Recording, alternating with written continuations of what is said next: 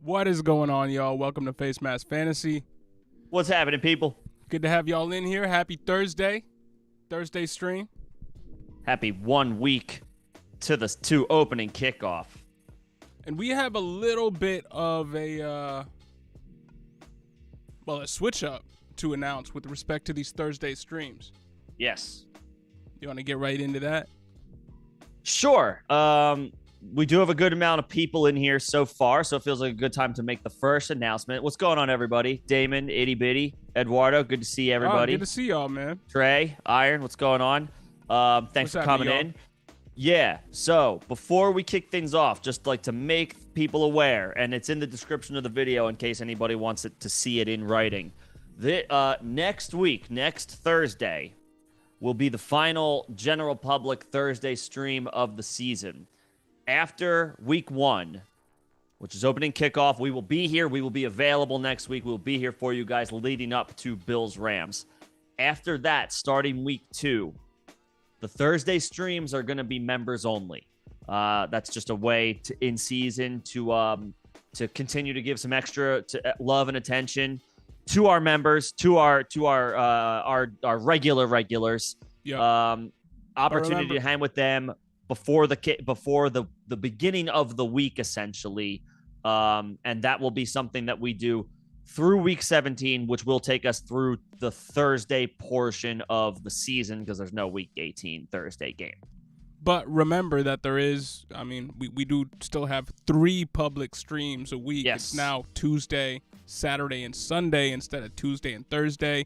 And then once the off season hits for 2023, we'll probably go back to maybe even just a modified version of that structure, but still, Tuesday, Thursday seem to work well for us in the off season. So we will be going back to that at some point in the future, but just to let you know what our situation is moving into the season. Yeah. So if you're not a member and you're content with just having like a Tuesday waiver show and start sit help on Saturday, Sunday, you're good where you're at. But if you would like that extra stream during the week, an opportunity to come hang and talk with us and the other members before the Thursday game kicks off each week. Yes, 2 extra. But if you are interested in being available for the Thursday stream. We got that new members tier too that we might just want to shout out too. Right. We do have a members Thursday stream essentially level available, which is our lowest Wednesday level. And I think Thursday stream. It is Wednesday too. Okay, Wednesday and Thursday streams during the season, isn't it? 99 cents a month. Yep. 99 cents a month. If you become if you become the member stream level, which is the lowest level, you will be eligible for all of our member streams, which are Wednesdays and Thursdays throughout the season. So if you're interested, give it a look, give it some consideration. If not, we're still here for everybody Tuesday, Saturday, and Sunday. That being said, let's kick this off because we got questions in the chat. Absolutely. And yeah, just 99 cents for 8 more streams a week with us. So there might be something you want to just think about. 8 more streams a week. Yeah. 8 more streams a month. Yeah, 8 more streams a month. 2 a week. Think about it. Math, strong suit. But yo, Damon Luce got the first question. What are your thoughts on stash player Alec Pierce, Jalen Warren, Isaiah Pacheco, Isaiah Spiller, and Tyler Algier? For a stash player? So he's got Kamara, James Cook, and Miles Sanders. Okay, so yeah, the backfield's hurting a little bit. Because Miles Sanders did return to practice today, so that is a good sign. Is Isaiah Pacheco the guy? That's what I had. That's the name I was going to say. It's Pacheco, I think. It's not Isaiah Spiller with Sony Michel going to the Chargers. Jaylen Warren, yes, he projects to be the number 2 there, but you kind of want somebody who has a little bit of flex playability in there, and Jaylen Warren just isn't going to see the field. But Isaiah Pacheco might have some viability week to week, plus he has home run hitting ability if anything were to happen to CEH. So I think that's the way you go. Yeah, if you had Najee, Warren would be my far and away answer, just as insurance. But I think it's Pacheco with, your backfield is hurting a little bit. You admit it yourself, you're lacking in your own backfield. Yep. Take the dude in the most unknown situation. I mean, I guess Algier has an argument, from that regard. However, the Chiefs' offense is clears the Falcons' offense without question. Not even close. It's night and day. Take the dude who's flashed in preseason. Take that with a grain of salt. What you should invest in is the fact that he made the most of his opportunity and he's attached to a great offense. Mm-hmm. And roles in that backfield are very much unsettled. We think he's running ahead of Ronald Jones. We think we can say that. The depth chart says it. You never know what's going to actually happen during the season. Sometimes teams lean on their veterans more than we wish they would. But Andy Reid is generally considered a smart coach, a great offensive mind on a regular season, week-to-week basis. Take a shot on a guy in his backfield. I would do Pacheco. Both of us, you got the vote of confidence there. Itty Bitty South City, what's happening, man? It's been a long time. With both you and Damon, man. It's good to have y'all back in here. And Eduardo. It's good to see everybody. Yeah, man. B. Meach, Kilo, all y'all, man. Yes, sir. 14 team. PPR. Running backs are JT, Saquon, Elijah Mitchell, AJ Dillon, Darrell Henderson, Kenneth Gainwell. Nice. And Khalil Herbert. Should I drop Gainwell or Herbert or both? What are you dropping them for? Yeah. That's the first question. And then I don't want to drop either of them. I want to be those are tradable assets, especially in a 14-team league. You shouldn't be dropping either of those guys. And to that point, he did just a couple spots down. Do you think he can package a group of backs to upgrade a wide receiver? Of course. I mean, yeah, absolutely. Who are your wide receivers? That's there's two questions here. Who would you drop them for? And then what are your wide receivers? And then go from there. So maybe post a little bit more details about your roster, but don't drop them. Not unless not unless a guy with a top 100 ADP at wide receiver is available. I'm going to go ahead and assume no. Honestly, you could package both of those guys. Those two are packageable because they both have name recognition. They're both relatively hot names this offseason. So I would trade both of those guys, considering every single one, every other running back that you have on your bench technically has league winning upside. But I don't know if Gainwell or Herbert technically have league winning upside outside of legitimately everybody in the backfield dying. Yeah. But Henderson, 1 injury away. Dillon, 1 injury away. Elijah Mitchell, maybe half an injury away. Saquon's already got league-winning upside, and JT already, those two already do. But Dillon's not even an injury away. Dillon is a guy. I mean, he'd be starting in my flex over Mitchell week one. Yeah, but league-winning upside, a guy that can turn the switch and go from high-end RB2 to high-end RB1 in case of an injury. Fair. Henderson has that. Dillon has that. And Mitchell technically has that. Yeah. If something were to happen to, Jeff Wilson and TD. Well, did TDP get released or was Trey Sermon? No, he made the team. It was Trey. I was Trey Sermon who was the one who got dropped. Yo, Eduardo, welcome to the practice squad. Welcome as a member. Much appreciated. Good to have you in here. That's the name of our lowest entry, right? Yeah. Yep. So if any. In 2 streams a week, starting, week 2 for the members only. The 2 practice squad a week. Yep. Yeah, starting week 2, the practice squad member level is that level. For clarity's sake, 99 cents a month for streams on Wednesday and Thursday. during the season. So that's welcome, Eduardo. Yeah, you get a badge next to your name. You get access to the emojis. You get access to 2 more streams a week. You do not get access to,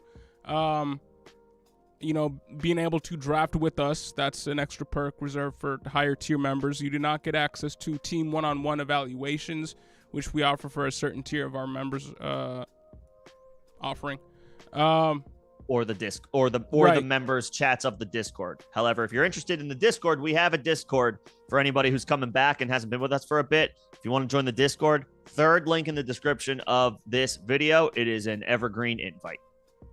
And we now another thing to unveil today, we got some dope moderators. We got some day ones that we've given moderator status, so you're going to start seeing people with wrenches next to their name. Those are the mods in YouTube. And it's anybody with the red name in the Discord. So if you have any questions or concerns and we say, hey, hit up one of our mods, those are the guys you're going to be looking out for. There you go. But yeah, we got some channel improvements today to unveil. But we're doing what we can. As always, here for the fantasy questions put forth by you guys. And yeah, man, don't cut any of those guys. Yeah. Trade Gainwell and Herbert. Yeah, see what type of wide receiver you can net with those guys. It should be a wide receiver 3. Maybe a little, maybe a high upside one. Yep. Eduardo got the 12th pick. Which route has the high? Got the 12th pick. Which route has the highest upside? Top 2 running backs on the board or wide receiver running back on PPR format? In a vacuum, for me, one and the other. Yeah. But also like, if the 2 names who fall to 12-13 are Derrick Henry and Dalvin Cook. If you're in that specific spot, basically, if you're around 11-12, go wider. You have the license to go wide receiver. Or or running back, depending on how it falls. I mean, it's up to you, but we would both recommend one of both. Yeah. It all depends on who's there. If the backs who fall to 12-13 are Derrick Henry and Dalvin Cook, then take them. If you really like Alvin Kamara, who's looking real good to play this full season after some concerns that he might not, take him. But if it's if it's Stephon Diggs and Derrick Henry, take those 2. If it's Devontae Adams and Dalvin Cook, take those 2. Hell, Travis Kelce's in play there every single time for me, especially in full PPR. Yep. What I would prefer, in this scenario, ultimately, Eduardo, obviously it's a combination of 2 things. Who are the names that fall to you at the turn? And your league mates better than we do. What do you think is going to happen for the most part between your first 2 picks and your 3rd and 4th picks? Is there going to be a huge run on running backs? Then yeah, maybe grab some guys that are locked in as projected RB1s. Is there going to be a huge run on wide receivers? Make sure you end up with Devontae Adams or CeeDee Lamb, if not Stephon Diggs, who I would assume might be gone by then. Let the draft come to you as far as the names that are available there. That's the best way to play it. But in a vacuum, in full PPR, 1-1. In a vacuum, 1-1. Trey, good to have you in here. And this is a really good question. Nick pointed this out to me before we went live. Raheem Mostert stays healthy all year. You like him more or less than Khalil Herbert, who we just mentioned in another comment, in full PPR redraft leagues? More. If I can look into a crystal ball and he is healthy, it's not a question. More than Khalil Herbert. Mostert, I think, has more of a. So they're kind of in different roles, right? Chase Edmonds is the Dolphins' RB1 as a pass catching back. David Montgomery is the Bears' starting running back as more of a traditional running back, right? Khalil Herbert is change of pace, pass catcher. Raheem Mostert is change of pace, who can also handle first and second down. Yep.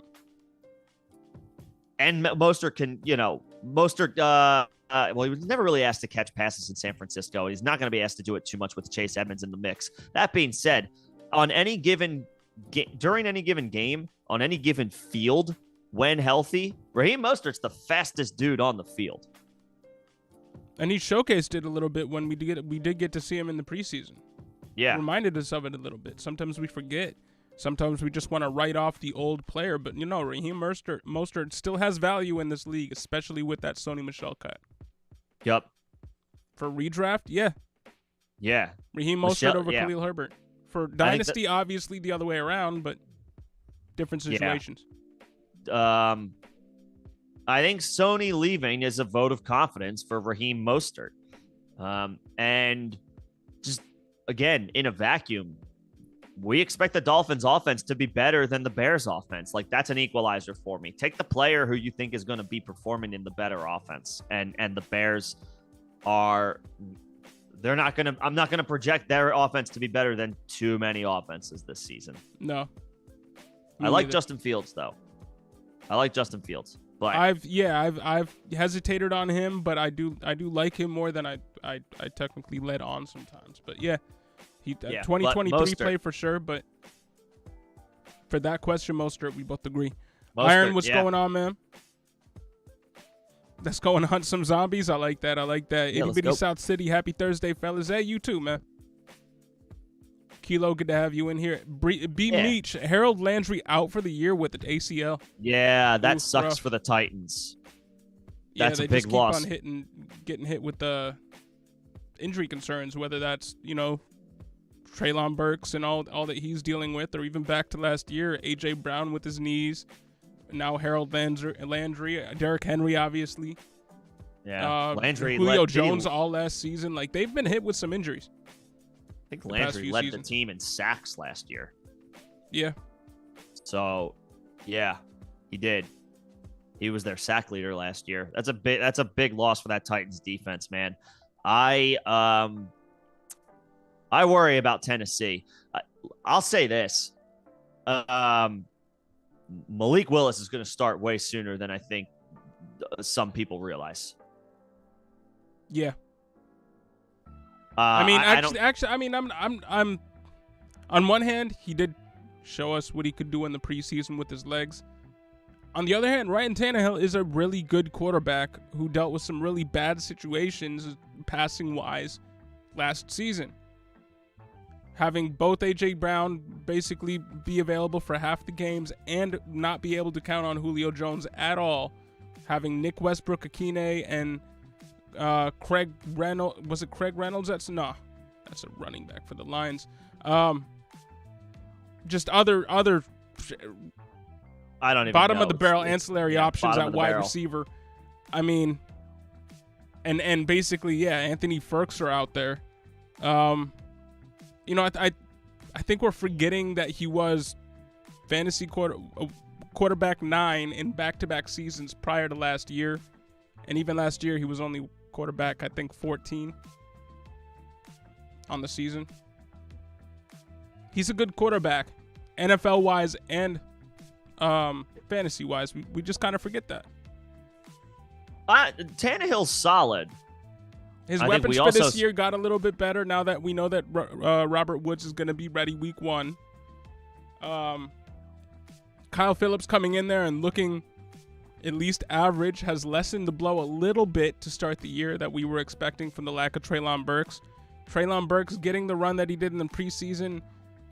He had that wrist injury in preseason game 3, but came back. Caught his first touchdown throw. I mean, he's technically trending up now. I don't know if it's going to be as bad as we were thinking when it was all doom and gloom for them. I'm not optimistic about the Tennessee Titans, man. I'm not optimistic, but I'm not as doom and gloom again as I was when, 2 months ago, when all the bad news was still in the air around them. Now, this Harold Landry news isn't good, but I don't think I'm ready to just throw away their offense like I was when I was expecting Robert Woods not to be ready for week 1, and no rookie wide receiver to count on at all, and it has gotten a little bit better there, the outlook, and that mainly corresponds to Ryan Tannehill. I just don't know if I feel that way. Okay. I just don't know if I feel that way. Disagree on that one. Yeah. Now, Malik Willis looked great in the preseason. We can agree on that. Yeah, and it wasn't just his legs. He showed off that rocket arm. Yep. I would just go for it. I feel like, let's put it this way. I feel like they've plateaued with Tannehill as their quarterback. As a team. They've plateaued as a Derrick Henry-led team, because let's be real, that's what it is. Yeah. So I'm still not of the belief that I would put that on Tannehill at 34 years old. He's kind of a forgotten value in fantasy, and he's good enough to where he will get another starting job in the NFL, regardless of what he does this year. He's good. He's above average. He's not great. The metrics like him. Metrics he just like had him. a down. He just had a down year last year. There's no way else to paint it. I'd throw the kid in, but that's just me. It will be exciting when we do see him on the field. Yeah. Brandon Hooker, what's going on, man? What's up, Brandon? Who would you start and have PPR? Freiermuth, Komet, Jacoby Myers, or Hines? Probably Hines. The Colts are playing Houston. Hines or Komet, right? For me. The Bears are playing the 49ers. They have good linebackers. I would not week 1. I think I would go Hines against Houston. He is technically their number 2 wide receiver, though. So we got to paint him more in that light. Hines, he's their number 3/4 on any given play. Yeah, but that's a question mark group of wide receivers after their number 1 as well. True. And I think that game is in Houston. I like pass catchers on the road. I just do. Teams are more likely to be more aggressive, to stay aggressive for longer on the road. I like pass catching specialists on the road. I would take Hines. Right. I would. Myers might see some of Xavier Howard week 1. Okay, yeah, that wouldn't be great. That would be it might go to Devontae Parker, or he might that task might be to Devontae Parker, but they might mix and match. They might mix in. Or Byron Jones. Is Byron Jones healthy? I think he is. Or no, he's not. He's on the PUP list. He's going to miss time. Okay, so Xavier Howard might see some of Devontae Parker, but he might move around a little bit. I would go Hines. And the vibes with the Patriots offense haven't been very good. There you go. Yeah. But we can we might feel differently, like with week 1 still being 10 days away. Komet as the number 2 option, and even if he just gets you 3 receptions and a touchdown, I think that outcome might be enough to get the edge over even what Hines will do. Because I don't know if I'm predicting more usage for Hines. I don't know if he has the touchdown upside that a Cole Kmet does. As again, their number 2 target. Yeah, Hines. I mean, the Hines will have more scoring opportunities, I would think. Well, we're split here. Yep. Yeah, we're not on the same page. Hines isn't a bad option. I just think I might go Komet. Yeah, I think I would go with the running back. However, we have plenty of time to still figure out week 1 stuff. Yep. Next Saturday, 6 p.m. Eastern. Next Sunday, ahead of the first full slate, 10 a.m. Eastern. We will be here for start, sit, help. We can revisit that when it's like we have to actually make a call. Absolutely. And Kilo with the news drop. OJ Howard to the Texans. Saw that. Yeah, man. Not groundbreaking, but we tend to throw to the tight end option. Yeah, man. Yeah, I mean, with the money's the widest for Brevin Jordan, but lessens the blow that not having John Mechie there all season will. Mechie not there. They released Chris Conley, so that's just another more consolidated. Who wasn't somebody else running ahead of Brevin Jordan? Jordan Akins, is he still there? Nah, he's not still there. Hang on, let me look at the Pharaoh Brown was Pharaoh Brown was regularly seeing work in training camp ahead of Brevin Jordan. There's no way Brevin Jordan should be I guess maybe I'd throw a late, a 4th round pick in a couple years for Brevin Jordan. Maybe, But like, yeah, I think this is a gross tight end situation that should. I have wanted to believe in OJ Howard, and for the past couple of years have taken some shots on him in the 18th round of best ball. I think, unfortunately, I mean, I would love to be wrong on this, but it seems like comes down to the offense for me. The Achilles injury, I think, affected him when he was on the Bucks, high-powered offense, I was in.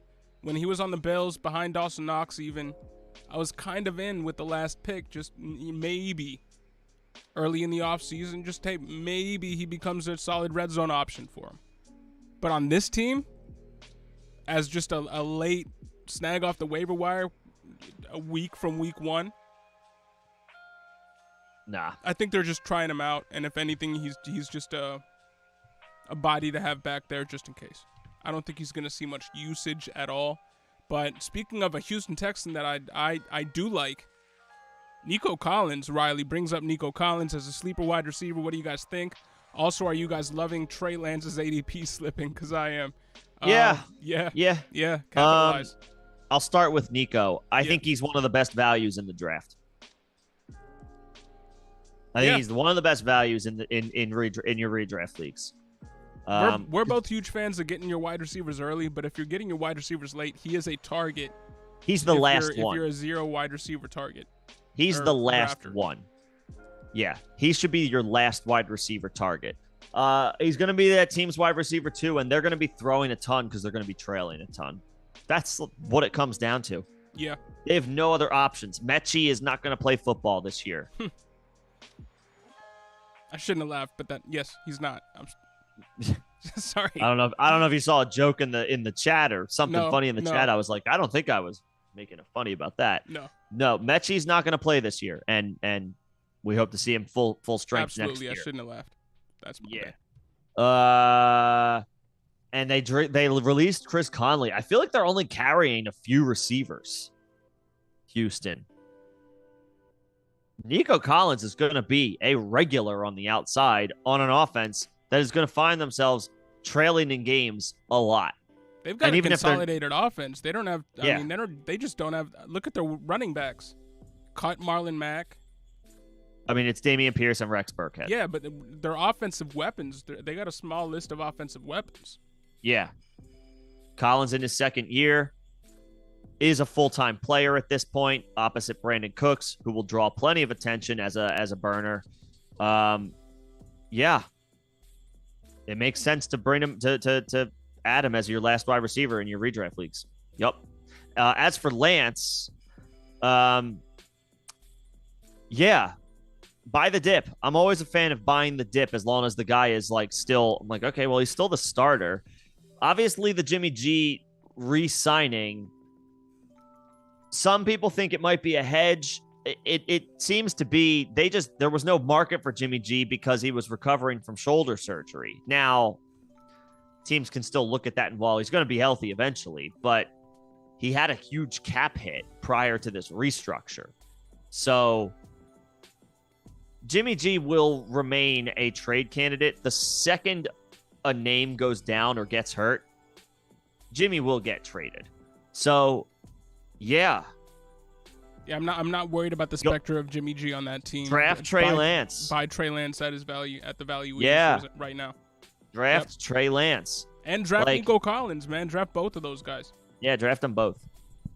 The logistics just make too much sense as it pertains to investing in Lance. The 49ers mortgaged everything they have. 3 first-round picks for Trey Lance. They are going to sink or swim with him, at least this year. And in Dynasty, both those guys are buys too. Nico Collins, still an underrated buy. High RAS for a wide receiver, if that matters to you in terms of wide receivers. Does less for me than tight ends, but still technically something to note. Yeah. Because a lot of high upside guys like Calvin Johnson, Vincent Jackson, RIP, those type of guys, those high flying outside wide receivers, those alpha guys, they have good RASs too. So something to note there. And both those guys in Dynasty, huge fans. Oh, huge fans. Yeah. Nick kind of turned my thought process around on Trey Lance this offseason. and I wasn't ready to rank him inside my top 12, but now he's firmly there. So appreciate that. Still have him as 7. I feel like I have a decent pulse on quarterbacks. Decent. Yeah, you do. You called Jalen Hurts last year, so I give you that. Itty bitty South City. Hey, glad to have you back. Yeah, man. Good to have everybody back. Who maybe has you took your off season, but football's back. Retrograde, you're good. First of all, it's good to see you again. Don't worry about people got lives. We understand. You got to go do what you got to do. But appreciate the love. Good to see you back in here. Absolutely. And yeah, Eduardo, welcome to the squad. Yeah, man. Good to have another guy to chill with on these members only streams. Yep. Absolutely. We'll have one tomorrow if you're interested. Well, no. Friday. Oh crap! Tomorrow. Yeah. I'm like, why did I think today was Tuesday? I'm close. I'm further away than I just went the opposite direction. I'm farther away from the weekend than I thought. This has been a tough week for both of us, so hey, it happens. But hey, one more day, one more week closer to football. We got a week left until football starts, so can't wait for that. Obviously, got some college football this week, so gonna be tuning in there to be on the lookout for some names that we might be liking in 2023. We got a primetime matchup Saturday night with Ohio State and Notre Dame. Yeah, going to be tuning into that for sure. Pretty big. Retrograde's got a question about Isaiah Likely, and I'm going to let you take this one as far as how do you like him as a stash on a bench full of dart throws? I mean, he's a dart throw. Yeah. Do I like him as a dart throw? No, I think he should in Dynasty, because I'm assuming this is Dynasty. Because there's really no reason to roster him in regular in a redraft league. It might be redraft. I mean, we're a week away from the season. If it's redraft, bro, you could drop him for pretty much anybody. Yeah. He's never gonna see the field ahead of Mark Andrews. And I know the thought process might be, well, they might stick him out at wide receiver, at tight end there, playing second, doing a double tight end thing like New England did, and he might see some value there. I mean, if Mark Andrews is going to be running routes the entire time, and I'm not even going to bring up combine what I think are likely if this is a redraft question. Yeah. If Mark Andrews is going to be running routes the entire time, and they're a run-first team, don't you think it would make sense for them to have a blocker out there at tight end across from Mark Andrews on the majority of plays? Once Charlie Kolar gets healthy, I believe there's another tight end there. Nick Boyle. Isn't Nick Boyle still there?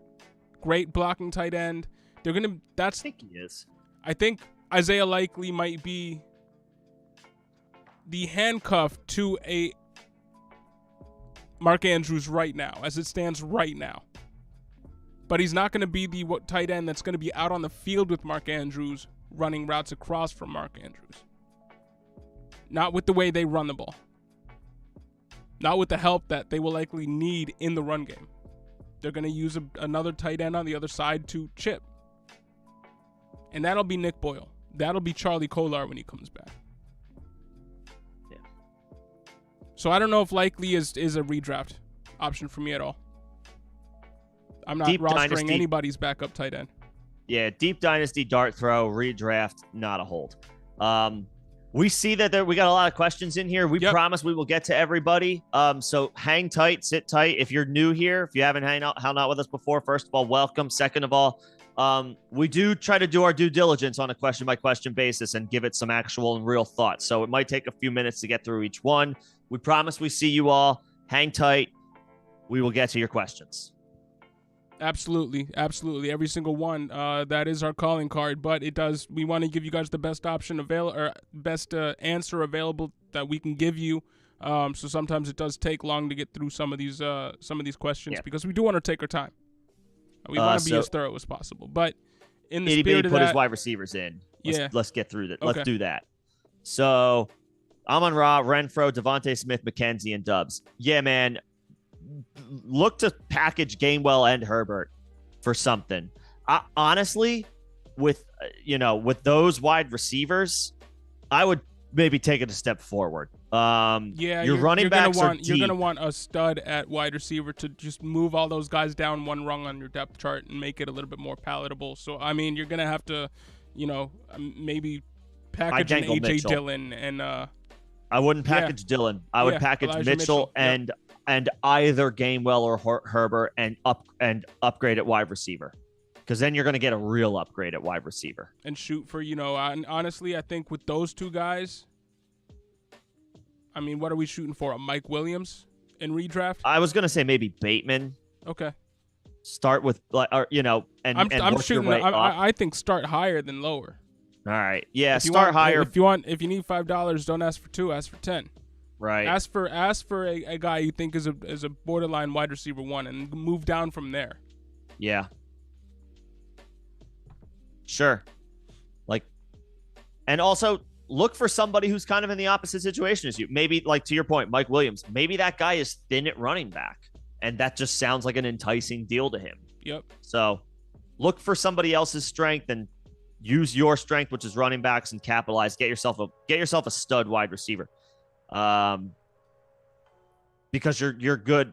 You're good at running back with Taylor, Saquon, and Dillon. I would put Dillon ahead of Mitchell. So yeah, I would be dangling Mitchell plus Gainwell or Herbert. See what that can get you at wide receiver. And like John said, shoot high. Yeah. Yep. Shoot high. That would be my recommendation there. Yep. And we got a video idea, and I like this idea. I've seen a few articles that are kind of structured around this premise and give you just to give you a better idea what you should be expecting from the 2023 draft class.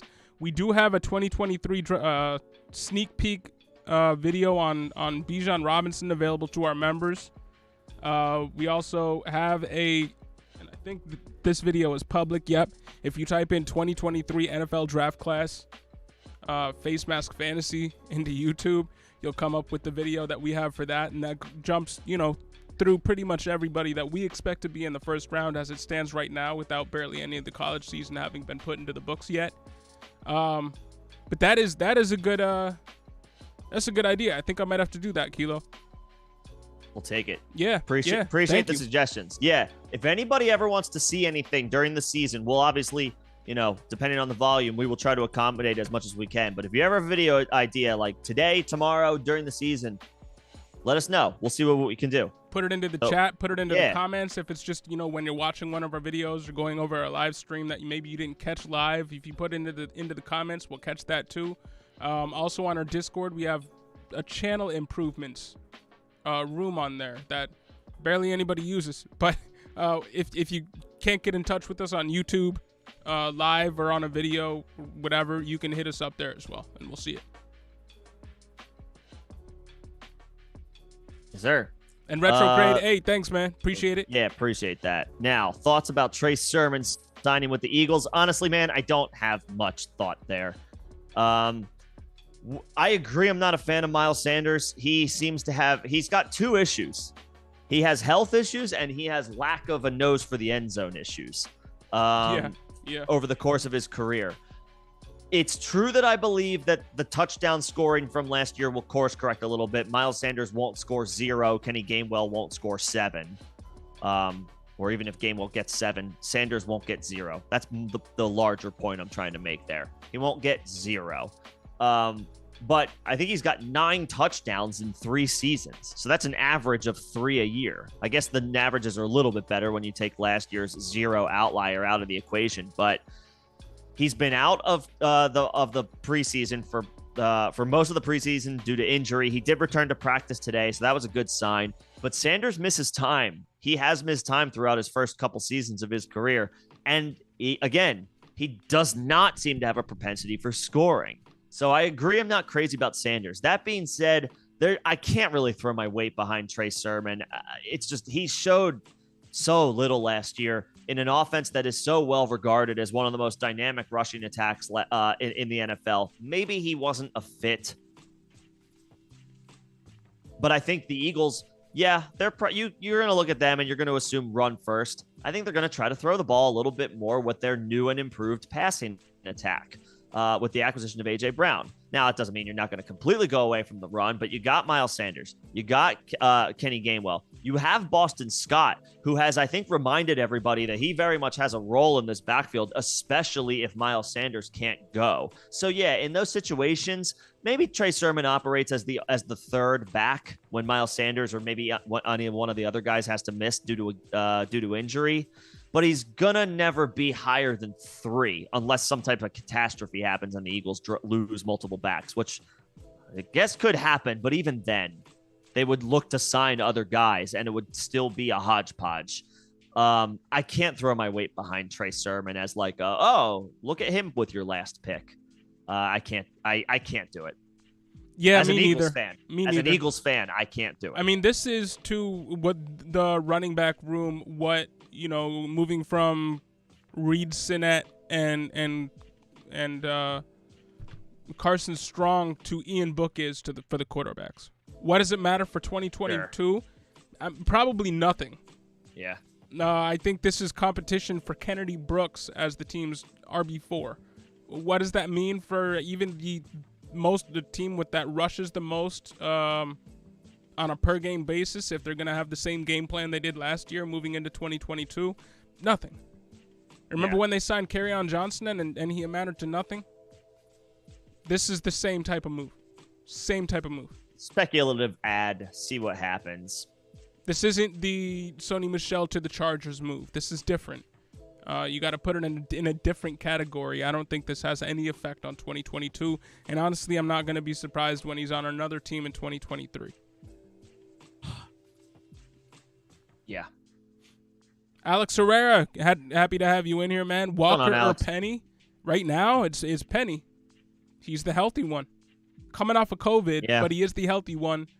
Isn't dealing with the sports hernia issue with that. I mean, every time I hear something about that issue, it's the coaching staff doesn't have a timetable for it, and you never want to hear those words, especially with the running back.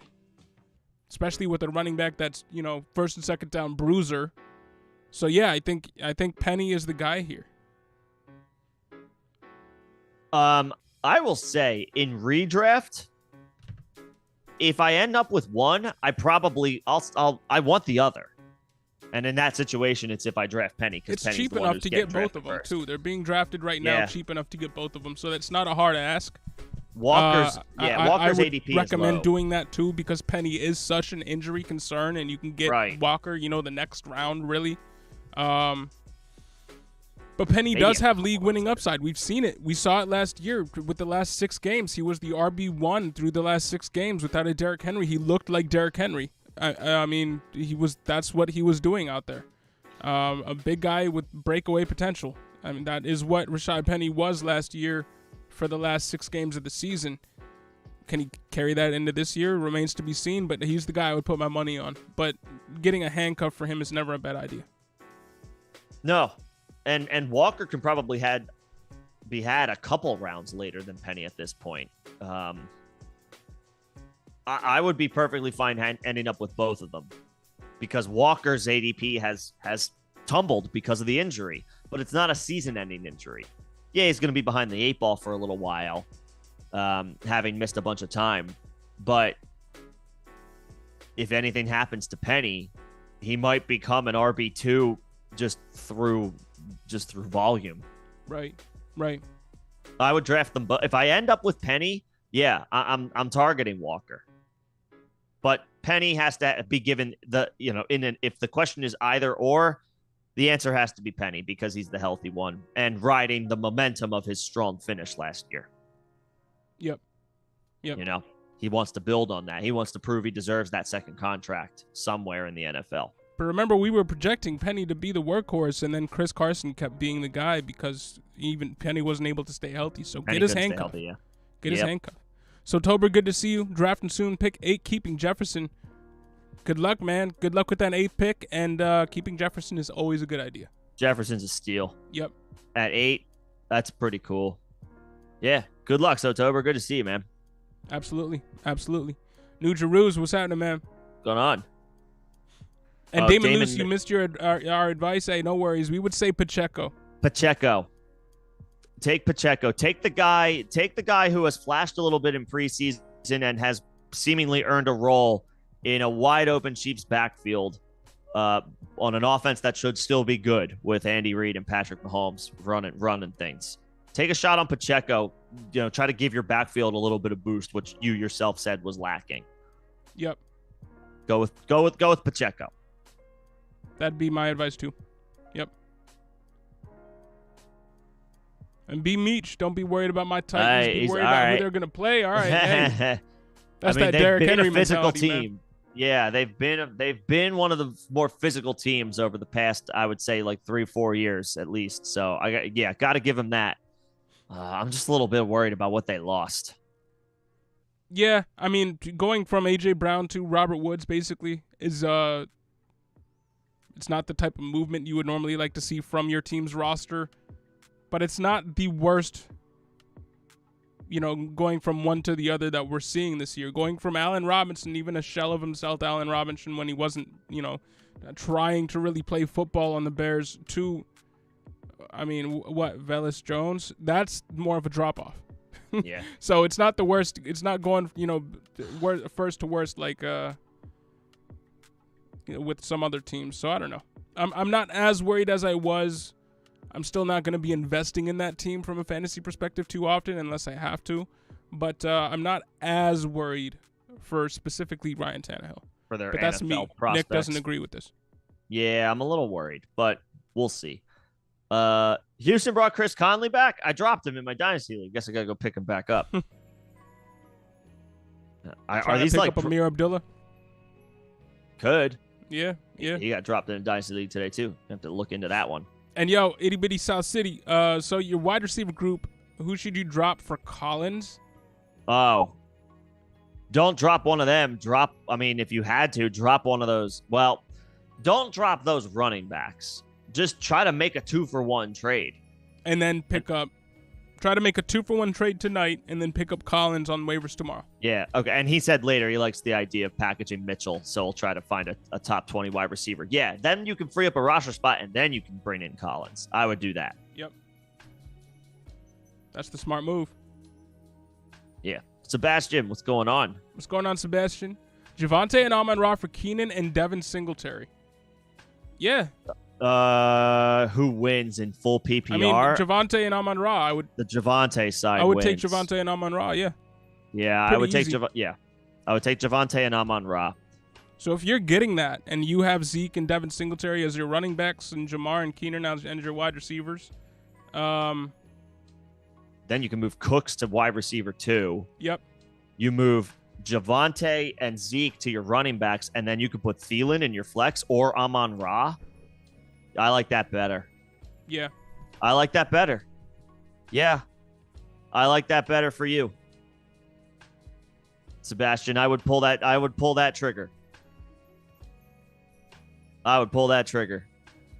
Yeah, good deal. Good trade. Yeah. I would take Javonte and Amon-Ra. And Kilo thinks so too. Yep. Thanks for that, Kilo. Always, I love the crowdsourcing community that we got here. Yeah, always everybody. Always feel free to if we're slow to the punch, because again we will get to everybody. Anybody feel free to chime in. And that's more vital when we're in season, and these are people that they're trying to make their moves before 1:00. So if we're right in start sit live stream and we're right up against the clock and we haven't gotten to somebody's question before kickoff, we always try to. It's welcome for y'all to chime in there to help out somebody who might not get an answer in time. Right. Yep. Yeah. People have to leave or stuff. You know how it is. Yeah. But yeah, do that Javonte trade for sure. Yep. And the 6 lean, what's happening? What's happening, man? I'm in a keeper league. Would you rather keep Jalen Hurts at round 8 or Marquise Brown around round 12? In one quarterback, Hollywood. In Superflex, Hurts. Yeah, that is the answer. That is the answer. Yep. Yeah. In one quarterback, I love Hurts. I think he's gonna, have another strong season for fantasy purposes. But in one quarterback, it's the talent. It's the talent level at each position, and what's easier to fill in your starting lineup. It's easier to fill a starting quarterback than it is your wide receiver position. I would take Hollywood in one quarterback. Super flex, Hurts. I'm going to assume it's one quarterback since Hurts fell all the way to round 8. So I'm going to go ahead and say that's one quarterback. So yeah, Hollywood. Yep, I'd agree. PPR redraft, even so. Yeah. Yeah. Itty Bitty South City, you like the idea of packaging Elijah Mitchell? Yep, we saw got that. Cool. Yeah, got that. And Kilo agrees. He smash accept on that offer. Yep. We're down to Adam's question. What's going on, Adam? What's up, Adam? Standard 12-team PPR redraft. You can only keep 2, and I'm torn between all 3. Zamir White, Tyler Algiers, and Khalil Herbert. I'm keeping Herbert. And for redraft, I think I'm keeping Algiers. Algiers doesn't have anybody who's Zamir White has a set in stone RB1 ahead of him. Right. He's not supplanting Josh Jacobs this season. And even then, he has a pass catching specialist that's going to be taking those important targets away from him. And he's not somebody who's really he showed that he could do it in the preseason, but he's not known for his pass catching, or wasn't known for it in college. Not that Algier is prospect wise, I like Zamir White more, but for redraft, we got to look at the role and who's ahead of Tyler Algiers. You could argue Cordero Patterson, but even that is technically arguable. It's technically Damian Williams, so yes, agreed. It's technically arguable. But Damian Williams is ahead of Algier on the depth chart, on the Falcons official depth chart. And I think that gets, that could be them burying. By week 3, it's Tyler Algier. Yeah. So to me, it's Khalil Herbert and Algiers. Algier started the preseason finale, and scored 2 touchdowns. So did it against third and fourth stringers, but they put you out there for a reason. Give us a reason to think, Yeah. In the preseason finale, give us a reason to think about something. And he scored 2 touchdowns. So I would say he got the Falcons thinking at the very least. So yeah, I'm okay with that. They might want to just go full youth movement with Desmond Ridder, Tyler Algiers, Drake Leonard, and Kyle Pitts sooner than later. Yep. Just from an organizational perspective. So you got to keep that in mind too. Yeah. And yeah, Kilo, we like that move for you. Accept that, man.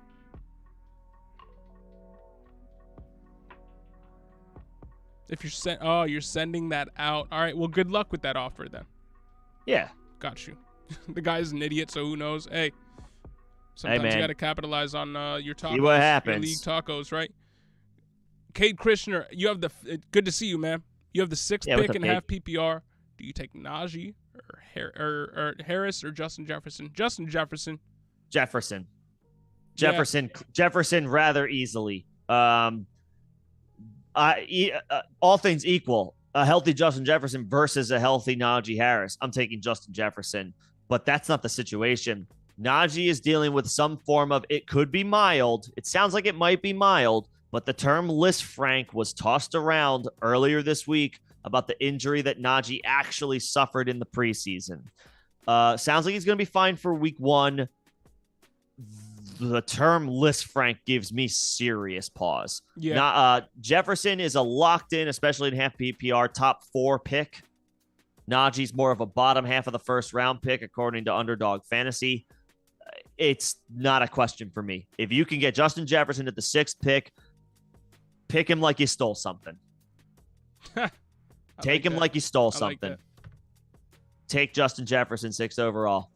I can't even. Yeah. I wanted to I was a little bit more in on Najee earlier in the offseason with the Lisfranc, not to mention the second thought with the concerns of potential durability issues following such a heavy workload last year. Justin Jefferson. Yeah. I'm a little more concerned about Najee. I would take him maybe in the middle of the 2nd round as opposed to the end of the 1st round. He's just a lot more, he's comparable to the guys you're taking almost a round later. Whereas nobody's comparable in the league, basically, to Justin Jefferson. So that's where it is for me. For Najee Harris, you can wait and get, possibly a Saquon on the comeback, possibly a James Conner, Leonard Fournette on the comeback, and those guys are comparable to Najee Harris points-wise for redraft for 2022. Justin Jefferson, nobody compares. So, yeah. And Damon Luce, we appreciate you, man. Thanks for coming back and joining us as a channel. I know appreciate the patience. Took the off season off, and I can't blame you, but thanks for coming back. Because you could have gone elsewhere, so we appreciate that. Yeah, you could have. Yep. And then real quick, Sebastian, as far as figuring out like the flex and your wide receiver 2, let's see what happens with the trade first. See if it goes through. We're also here starting next week, Saturday, 6 p.m. Eastern, Sunday, 10 a.m. Eastern for start sit. Yep. But I want Cooks and Amon-Ra in my starting lineup if I make that move. And then Cade, as far as Dalvin, still Justin Jefferson. I think the Vikings are about to open it up as far as the pass game goes with their offseason moves in the front office and on the coaching staff. Justin Jefferson's about to feast. Yeah, he is. He is. And that somebody, I mean, you called doing this strategy in your redraft draft kit. Shout out to that. What is it? Second link in the description below. Yeah. If anybody hasn't, thank you. Yeah, man. Appreciate that. If you haven't drafted yet, if you have not done your redraft draft yet, we have a draft plan for you guys. Like John said, second link in the description of this video. It's a simple click and download. I got player breakdowns for 150 different players in there. And ideally some positional strategy, some draft strategy that tries to take into account what may happen as your draft unfolds. Just different ways to think about how to attack things as they're happening real time. So if you haven't drafted yet, give it a look. Free click and download. Second link in the description. Thank you for that reminder. Yeah, man. Just wanted to shout that out while everybody's in here. As you know, we're getting a week away. A lot of people are going to be drafting in here. We got a draft. Speaking of which, we do have a draft during one of our streams, or during one of the times that we are projected to stream next week on Tuesday. Yep. So just you've been warned. I don't know what the plan is, if we're gonna cut that short and just focus on. That might be a 7:30 cutoff. Yeah, to give us a half I don't hour. know if that's something we want to stream through, because that is our. That's our big one. That's the league that we've been in for 12 years now, and near and dear to our hearts. So yeah, we got to focus on that one. So yeah, next Tuesday might be like a hard 7:30 stop Eastern, so that we can get a half hour to get ourselves together, prepare ourselves, and get locked and loaded. So that's the last shout out that we have. We'll continue to talk through them as this stream progresses. Yeah. But let's get to it. Did we compare the Titans and the Bears? Sorry if we did. Titans are clearly better than the Bears. I think when we talked about Ryan Tannehill, we went into a little bit of a discussion about the weapons for or at least I did for Justin Fields. So that's on me. Titans are better than the Bears. Yes. Sorry, Bears, but also not. Get it together. Should we be or Dalvin? I'm still Justin Jefferson, man. Oh yeah, I got that one. Yeah, word. Should we be worried about Harris? Najee? No, I just wouldn't be targeting him in the range where he's being targeted. I assume Najee. We're not talking about like Damian Harris. No, he's gonna get the workload. He'll finish as a low end RB1. It's the problem is you're drafting him as a high end RB1. I want guys are going to be finishing as a low end RB1 that you're drafting as RB2s. And Saquon's in there, Kamara's in there, Swift is in there. A lot of those guys you can get in the second round, and they have RB1 upside. Leonard Fournette has RB1 upside, but he's being drafted as an RB2. I don't want RB1s who are being drafted as RB1s outside of the top tier Jonathan Taylor, Christian McCaffrey. For me. The Liz Frank injury gives me a lot of pause. He should be at full strength by week 1. He hasn't done much in practice over the past few weeks as he rests, as he gets ready for the season. He'll be out there week 1, but the chance for re-injury with an injury like that on average is higher. Yeah, it is. So with the durability concerns following, he touched the ball 381 times in the regular season last year. And then had playoff touches. Yep. And when you include the playoff game, it's over 400. So durability is a bit of a concern. And now he's dealing with this Lisfranc injury, which he might be back to full strength for week 1. It could also linger. So, yeah, he had an ADP is around like 8, 9, or 10. I'm now more looking at like, can I get him at like 18, 17? Like, I'll take that. I'll roll those dice at the end of the second round, not the end of the first round. Yeah, I'm with you. So, yeah, I guess in that regard, yeah, I am a little worried. I am a little worried about Najee. Yeah. And just 400 touches, the year after 400 touches for anybody, I'm worried. Yeah. The only people to supersede that and to come after a season with 400 touches and do better were LaDainian Tomlinson and Derrick Henry. So keep that in mind. Yeah. Sad J, what's happening, man? Scooped up George Pickens today in that standard league to help with your lack of wide receiver 1. There you go. Thanks for the advice yesterday. I'm guessing that was from you.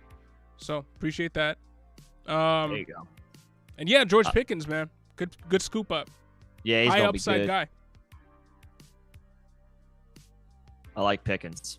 I like Pickens a lot. And Sebastian, thanks for subbing. Yeah, thanks, man. That's pretty cool. Appreciate that. A sub and a member. I like that. Yeah. Yeah. Doing something. We're off to a decent start today. Not too bad. And what if the dude wants to do Javonte for Keenan straight up? Would you keep Keenan? It depends on the wide receivers, but I think I would move Keenan for Javonte. I think I would still do that because you have Cooks and Thielen, which are still, you go from Keenan to Cooks or Thielen, but you move up from Singletary to Javonte. Like, yes, I would still do that deal. The upgrade that you get at running back is more significant than what you lose at wide receiver. Yeah. So yeah, I would still do that. I would agree. I would still do that. I'd agree with that. Yeah.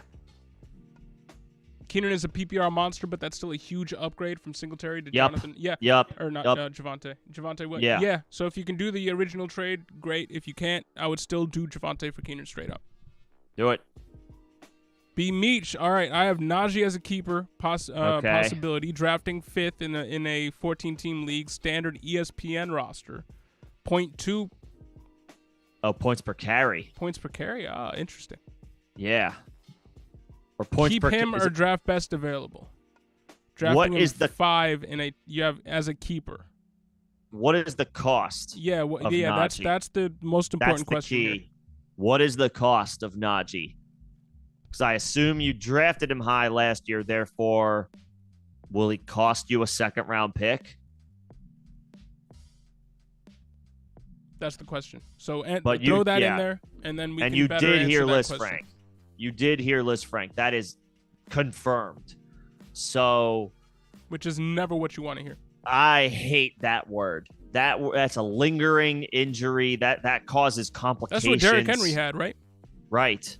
10 weeks. I mean, cross sport. I mean, if it's sort of comparing apples and oranges, but it's what Kevin Durant suffered in the NBA that forced him to miss an entire season. Like, different. It's what derailed Sammy Watkins' career. Yeah. Now they forced him to play too early on a Lisfranc injury. Rex Ryan did, and it basically ruined Sammy Watkins for the rest of his career. And now that's not the situation here with Najee, but the point is these types of injuries need to be handled with care. Yes. And the Steelers have done that so far. Najee has not seen the practice field for the past couple of weeks. And also, he's not the type of player where if this was anything less significant, I wouldn't be worried about not seeing on the practice field because it's Najee Harris. Lisfranc gives me serious pause to the point where I got to drop him half a round at least. And when you're talking about the 1-2 turn, that's a likely significant enough drop where I don't get him unless I'm drafting at the end of the second round. Yeah. And everybody else feels the way I do. That's pretty much where I have it too. Yeah, I am worried about Najee. Obviously, it also, depends on who the best available is. If the best available is a guy with a third round ADP, then you might have no choice. You might need to keep Najee. But if there's a guy with a first round ADP that you can have at 5, other than Najee, I think I'd lean that way. And for all the talk about Sammy Watkins that I see, Eduardo Kilo. Who's this year's? Well, first off, just to speak about Sammy Watkins. Yeah. And I don't need to dwell on this too much, but I think he's gonna. People are too down on Sammy Watkins. Like, the joke has become, first one game from Sammy Watkins, right? And then, nothing. We expect him to be healthy all season. We don't predict injury, and if he's healthy all season, I mean, in Kansas City, he was never gonna rise ahead of Kelsey and Tyreek. On Baltimore, I don't think he was ever going to rise ahead of Andrews and Hollywood Brown. Nah. And Bateman, right? But in Green Bay, he really only has to rise above Allen Lazard. That's it. It is the weakest amount of competition that Sammy Watkins has ever had for the number 1 role, or for a starter role on an offense. Mm-hmm. He is a little bit of a joke. I think that affects his ADP going into this year when we have no real solidified option for a receiver for Aaron Rodgers. So, late round best ball pick, open to Sammy Watkins. Late round redraft pick, I'm open to Sammy Watkins as just let me see what he does week 1 and then cut him. Let me see what he does week 2 and then cut him.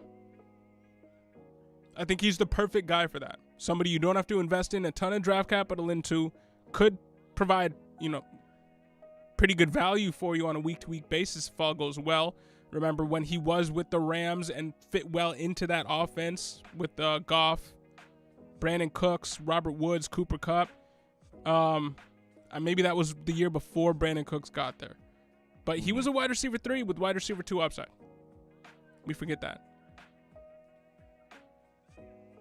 As far as who's this year's Sammy Watkins, who's the week Sammy 1 Watkins? I mean, where week 1 is an absolute explosion. People spend too much fob on him and he disappears for the rest of the year. Kyle Phillips. That could. Wow, that was fast. You had that queued up. So we had Titans on the brain, man. Like, yeah, we just talked about Robert Woods week 1. Yes, he's going to be in the lineup, but is he going to be all the way healthy? He's still working his way back to a certain extent. Treylon Burks might work his way into the lineup full time as soon as, week 2, week 3. But Kyle Phillips is going to be out there week 1 with a coming back from injury Robert Woods. So we might see him have a really good week 1 and then kind of fade down immediately. Mm-hmm. Could be like a Jalen Tolbert. Yeah. Yep. Really strong week 1. Julio Gallup Jones. Right, one of the, like a Russell Gage. Yeah. Who I do like, who I still like. I think Russell Gage is more of a long-term, a little bit more of a long-term I think he's more play, of a long-term. Julio Jones could absolutely have one week 1 and then fold. Could be. Yeah. Guys in situations where injured players are coming back faster than we thought is a good bet. Yep. And, Iron, you have your second auction draft Sunday, snake draft. All right.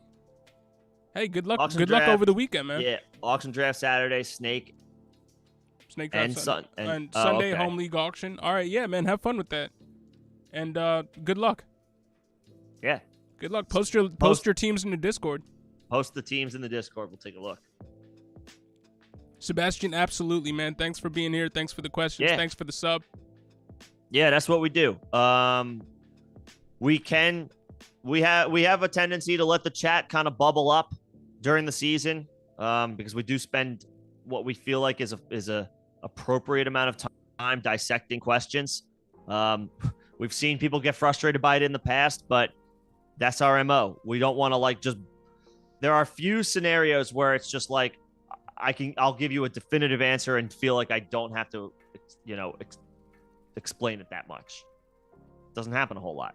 And that's why. Yeah, like with Drew B's question here, would you drop Tolbert or Dubs for a kicker? No, I mean, unless you need a kicker, no. I think the question is, which one do you drop? Right? Because I assume you don't have a kicker right now. You drafted, but you don't have put your whole team in there. Put your whole team in there. But I did skip ahead of a question from Kilo to make an example. That maybe doesn't even apply because we're going to go in depth into that question too. But first off, let's hit on Kilo's question. Any advice on a rebuilding team in Dynasty? I'm so torn on legit losing on purpose just for Bijan. Put your roster in the chat. Like, how big of how far along is this rebuild? What are the key building blocks? How many 2023, 2024 draft picks do you already have? I mean, a lot of people have already been preparing for the 2023 draft class. What is and when you put your team in there, let us know. Superflex, tight end premium, 12 team, let us know that too. Yeah, that's always important. You have. And Drew B, put your whole team in the chat so we can have a larger discussion about that too.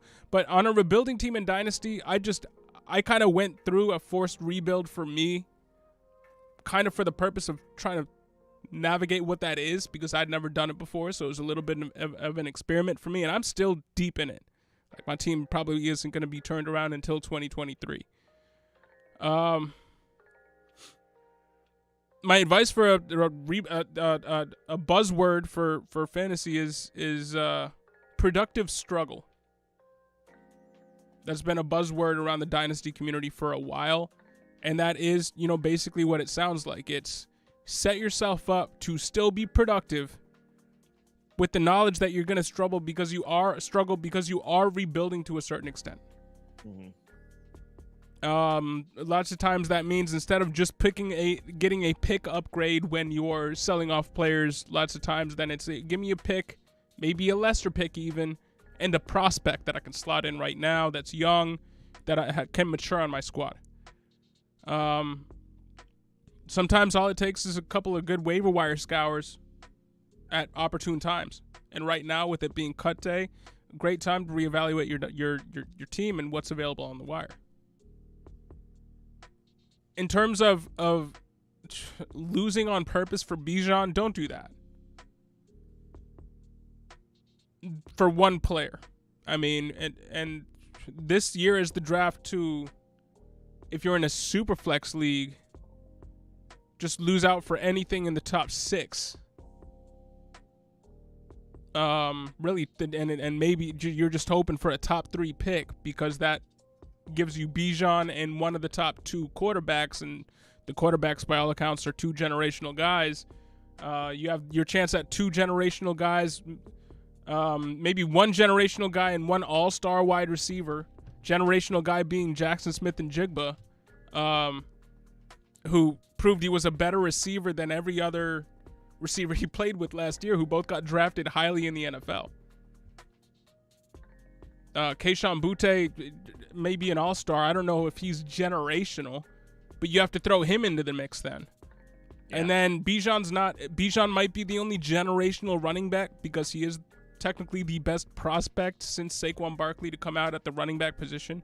But you still have guys like Jahmyr Gibbs, Zach Evans, Sean Tucker, Seth McGowan, who all deserve to be drafted probably ahead of Kenneth Walker, and if the 22 and 23 draft classes were sandwiched together. So you're not, yes, you want the shiny new toy in Bijan. You want that guy. But it's almost like I want top 6 picks in 2023 if I'm rebuilding. I want as many shots at top 6 picks as I can get. I do think this is a draft class to target. And being that it is only, one season away, that can be a quick rebuild for you if you build it correctly and do the productive struggle as opposed to long, drawn out 2 to 3 year rebuild. I think you can do it on the fly in this year's draft. Good for quarterbacks, good for wide receivers. And there's going to be, values at wide receiver because everybody's going to be so tuned into the quarterbacks and running backs. Mm-hmm. So, yeah, no definitive advice there. Just a few things to think about, but definitely post your team so we can give you a few specific, routes you can go. Yeah. And you want to, let's take a look at Drew B's team. 12-team FPPR, Josh Allen, Justin Jefferson, Michael Pittman, DeAndre Swift, Javonte Williams, Dawson Knox, Mike Williams, and your bench is Breece Hall, Allen Robinson, Rashad Bateman, Alexander Madison, Pickens, Tolbert, Dubs. Pretty good for 12 teams. Yeah, it is. Yeah, I think my drop would be Tolbert. Having Jefferson, having Pittman, having Mike Williams. Having Allen Robinson and Bateman on your bench means that you're probably never going to have to play Tolbert. And if there's anybody that's going to you can sell halfway through the year, it's going to be Pickens and Dubs, not Tolbert. Because Tolbert's going to have to deal with Michael Gallup coming back into the fold sooner than later because he didn't get added to the PUP list. Yeah. So, yeah, Tolbert. Tolbert would be the drop for a kicker. Yep. What's up, Nemo? What's going on, Nemo? Good to see that wrench next to your name, man. Yeah, we need moderator protection from the sex bots. That's spam our chat every now and then. So they're around here somewhere. Yeah,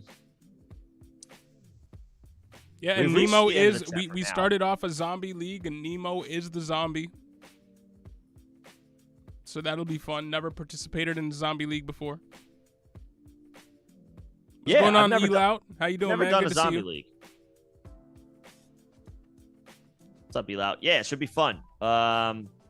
Zombie league, for anybody who's not familiar, everybody drafts except for one person in the league. That person is the zombie. You fill their roster with a bunch of guys who are not going to play this year. The rest of the league drafts, and then the zombie has access to the waiver wire to pick up the players that are left over that they want after the draft. The thing is, the zombie's the only team with access to the waiver wire. So that's the fun little tidbit. Your team is significantly better on paper in theory than the zombie, but you don't have access to waivers unless you lose to the zombie, in which case one of two things happens. Or two different things happens. One, the zombie gets, if the zombie beats you, they get to steal a player off of your lineup of their choosing and trade you back some trash, so to speak. The second thing that happens is if you lose to the zombie, you then become a zombie, which means you're allowed to trade with the other zombie. You're not allowed to trade with the other people who haven't lost to the zombie, but you do then have access to the waiver wire. Yeah, it's the first zombie league for everybody involved. Yeah, man, it's a cool format. Something I've been wanting to try out for a while. Guillotine format is next. Couldn't initiate that this year, but that's something that's definitely in play moving forward. But yeah, man, it's all fun. 2 members only leagues. We like that. Yeah. It's gonna be a good time. Winner gets a prize. And Kilo, whenever you get a shot or get a chance, throw your team in the chat, and we can talk a little bit more in depth specifically about your squad. Yeah. Yeah, absolutely. As it pertains to rebuilding.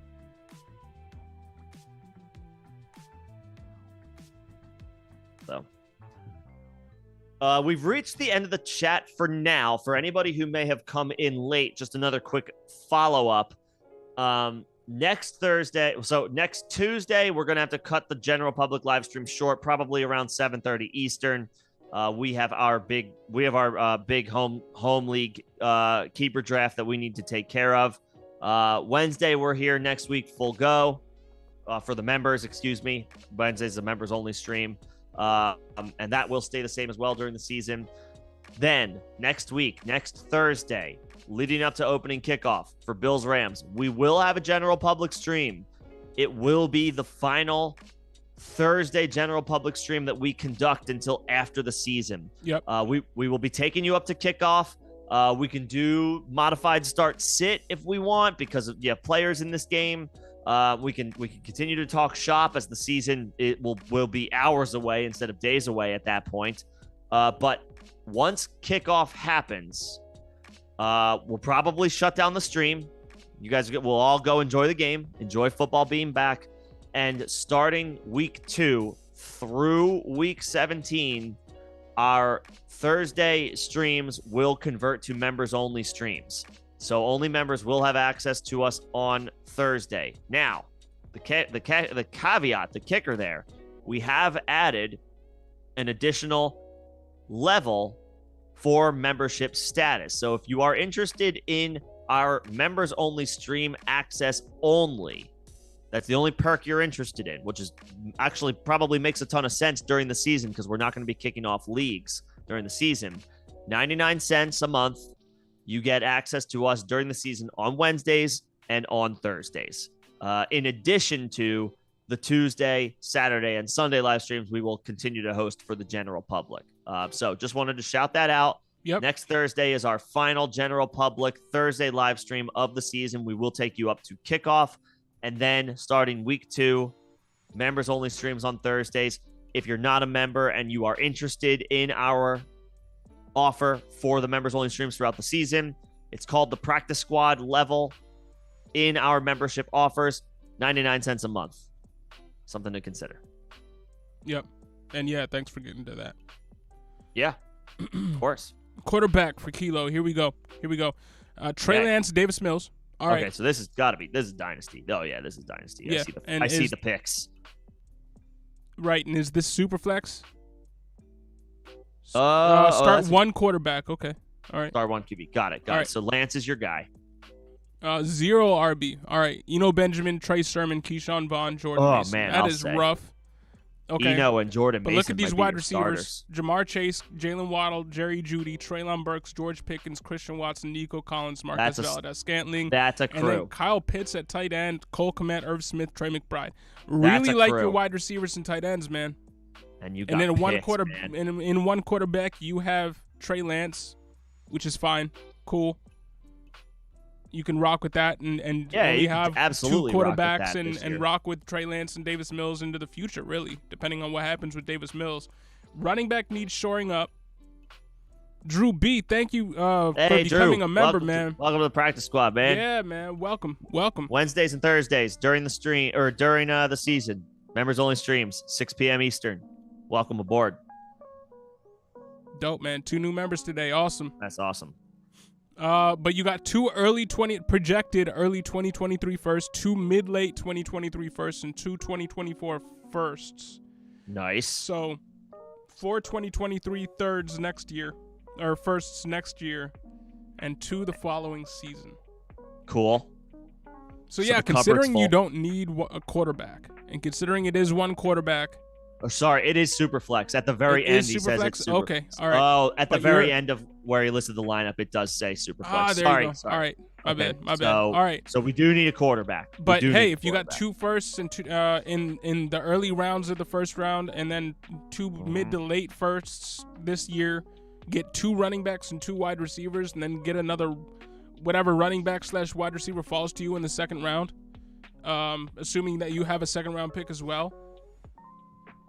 Then you're off to the races, man. I'm kind of in a similar situation in the rebuild that I was mentioning. I have wide receivers, I have tight ends, I have no quarterbacks and no wide receiver or no running backs. You at least have Trey Lance, and you have Davis Mills, which is I traded him away. So you're in a better spot than me in running with the running back and quarterback. But this is the year to need running back and quarterback. You don't need to you already got your your 4 firsts. You don't need to force the issue trade anybody else really from this squad to be able to turn it around in really 1 year. Get 2 running backs in the first round, get 2 quarterbacks in the first round, get another running back in the second round. And then you're looking at, Trey Lance, Davis Mills. If you're getting 2 quarterbacks in the first round, and you got the dispersion of first that you think you have, the distribution of first that you think you have, I mean,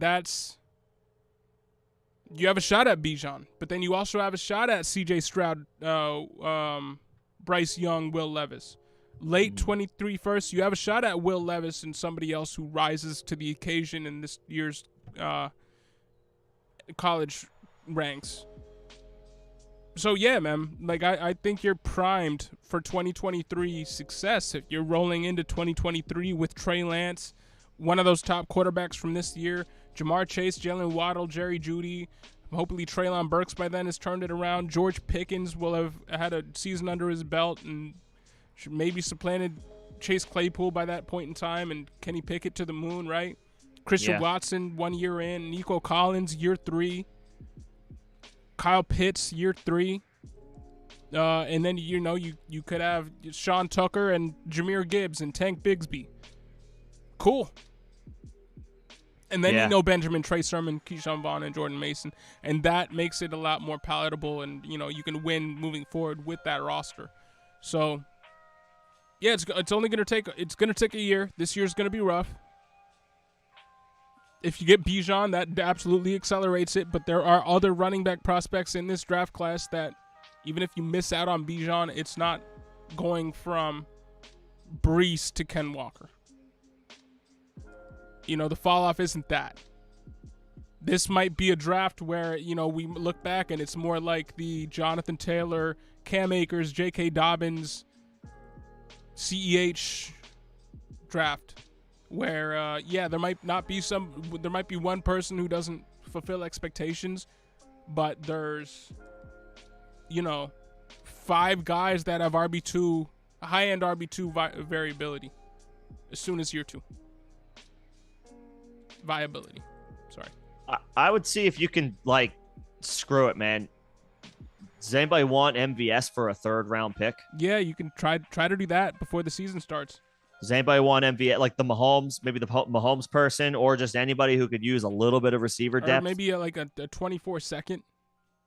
You got 2 first that year. Maybe get 2 first, 2 seconds. If you can get it, if you could turn that into a 2024 second, then you might need to hold out and hope that he does something early in the season and capitalize on that. But sure, if you can get it today, then hell yeah. But I would say, but if ultimately the best I could do was a 2023 3rd, I would take that.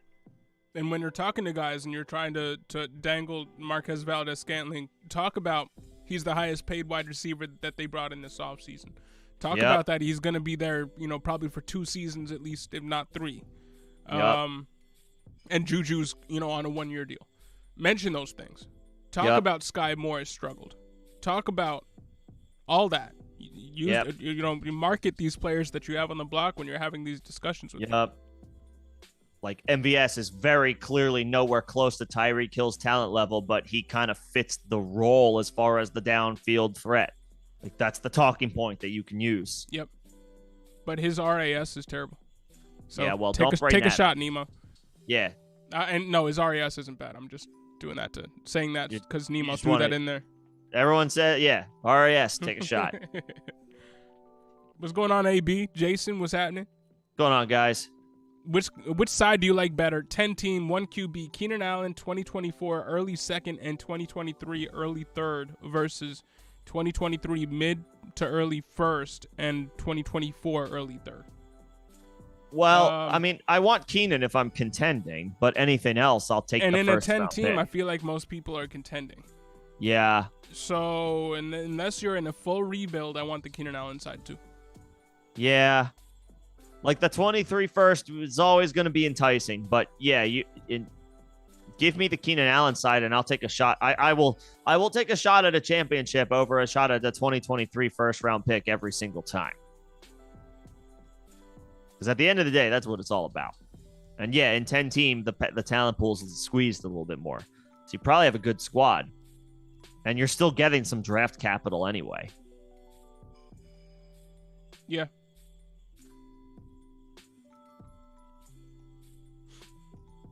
Yep. Keenan Allen side.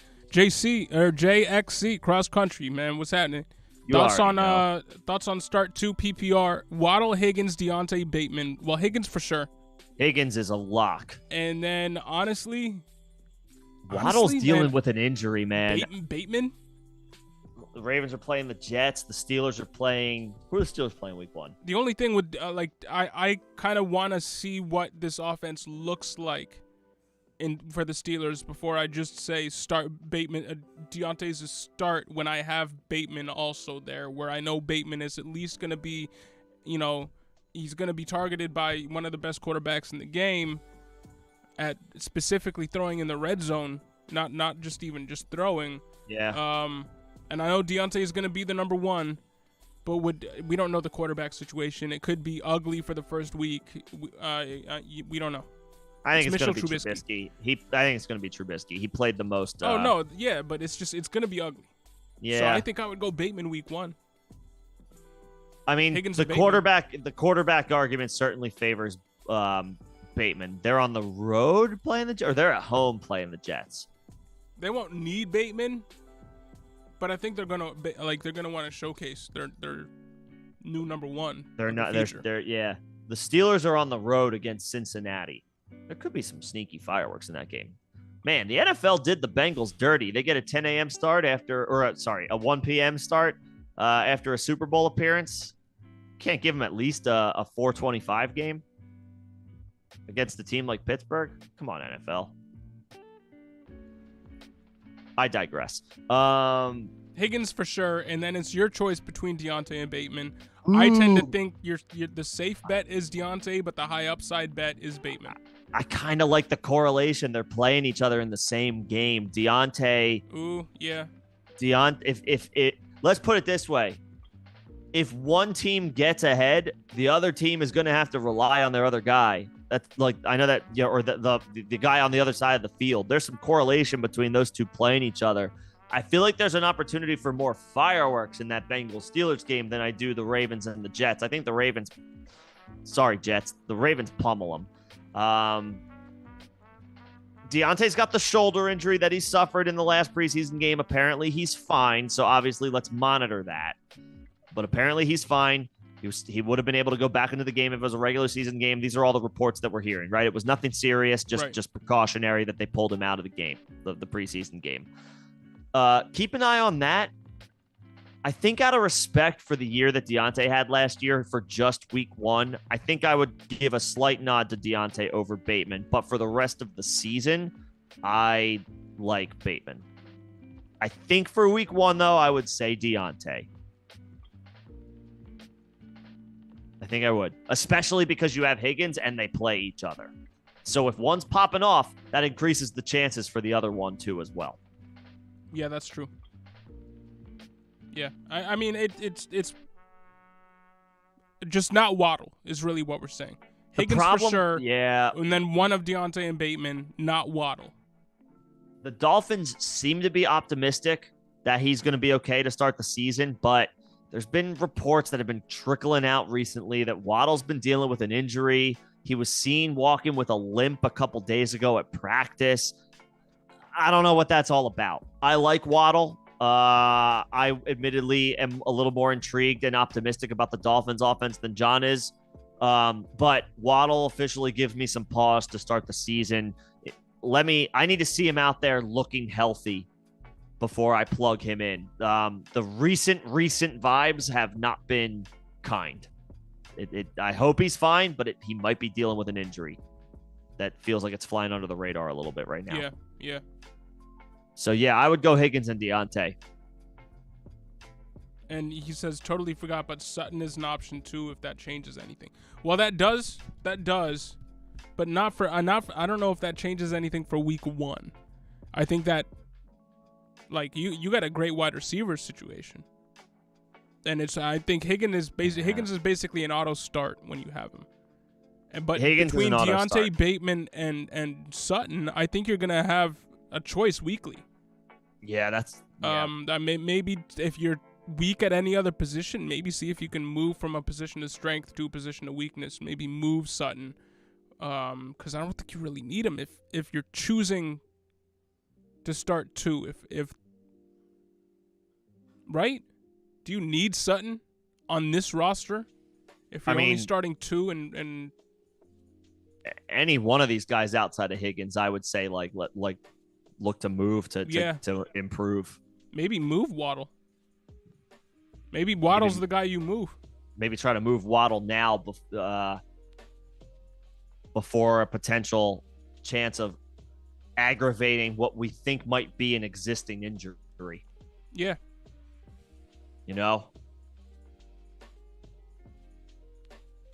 Something to think about. Yep. Long term, I think he should be fine, but at least for the start of this season, it's it's more like we hope he's fine, not we think. Yeah. And Kilo, you're tanking for the 101. RBs are getting too expensive to buy. Even the vets in this league, even guys like Gibson and Jacobs, were asking 23 firsts. I mean, if I had Gibson or Jacobs, I'd be asking for that too. Yeah. In Dynasty, they're both 24 years old, coming off of RB1 seasons. And the Brian Robinson news would lead me to believe that, hey, yeah, I should be, if I'm trading Gibson, I'm asking for a 23 first too. I don't think that's too expensive.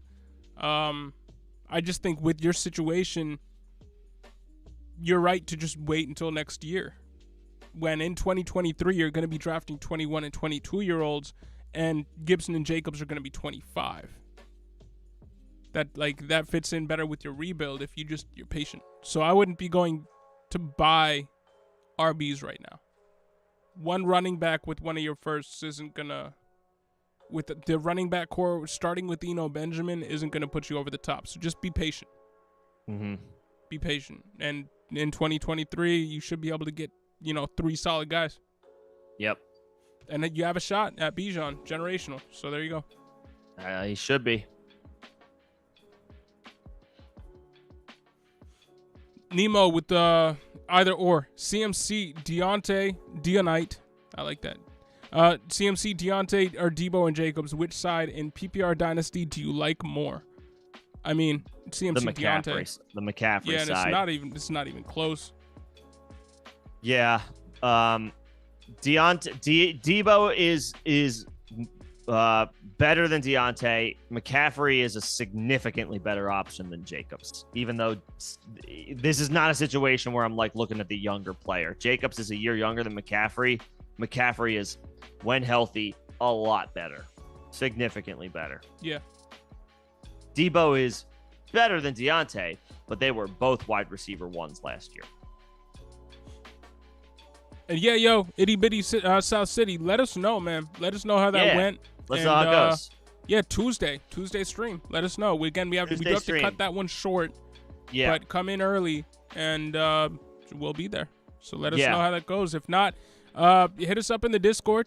Discord channel is the 3rd link in our description, so you can hit that up. Free link to join. Be part of a community. You can crowdsource your questions there too.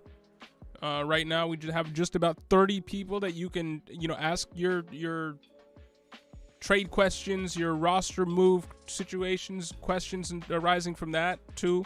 And even if Nick and I don't get to it, let's be real. If I don't get to it, that's normal. And Nick is usually on everything. But in season, we're going to be focusing a little bit more on streams and videos and getting content out. So we might not be as available in those in the Discord, but you got 28 other people to ask who are always in there. So go through there and join that too. Elout, you're drafting this Sunday and you're really doubtful about a couple of players. Yes or no on the following players? Hurts, yes. Lance, yes. Fournette, yes. Tony, Renfro, no. Yes. Amon-Ra, yes. For the first 8 weeks, yeah, man. That's where I'm at with Amon-Ra. For the first 8 weeks, sure.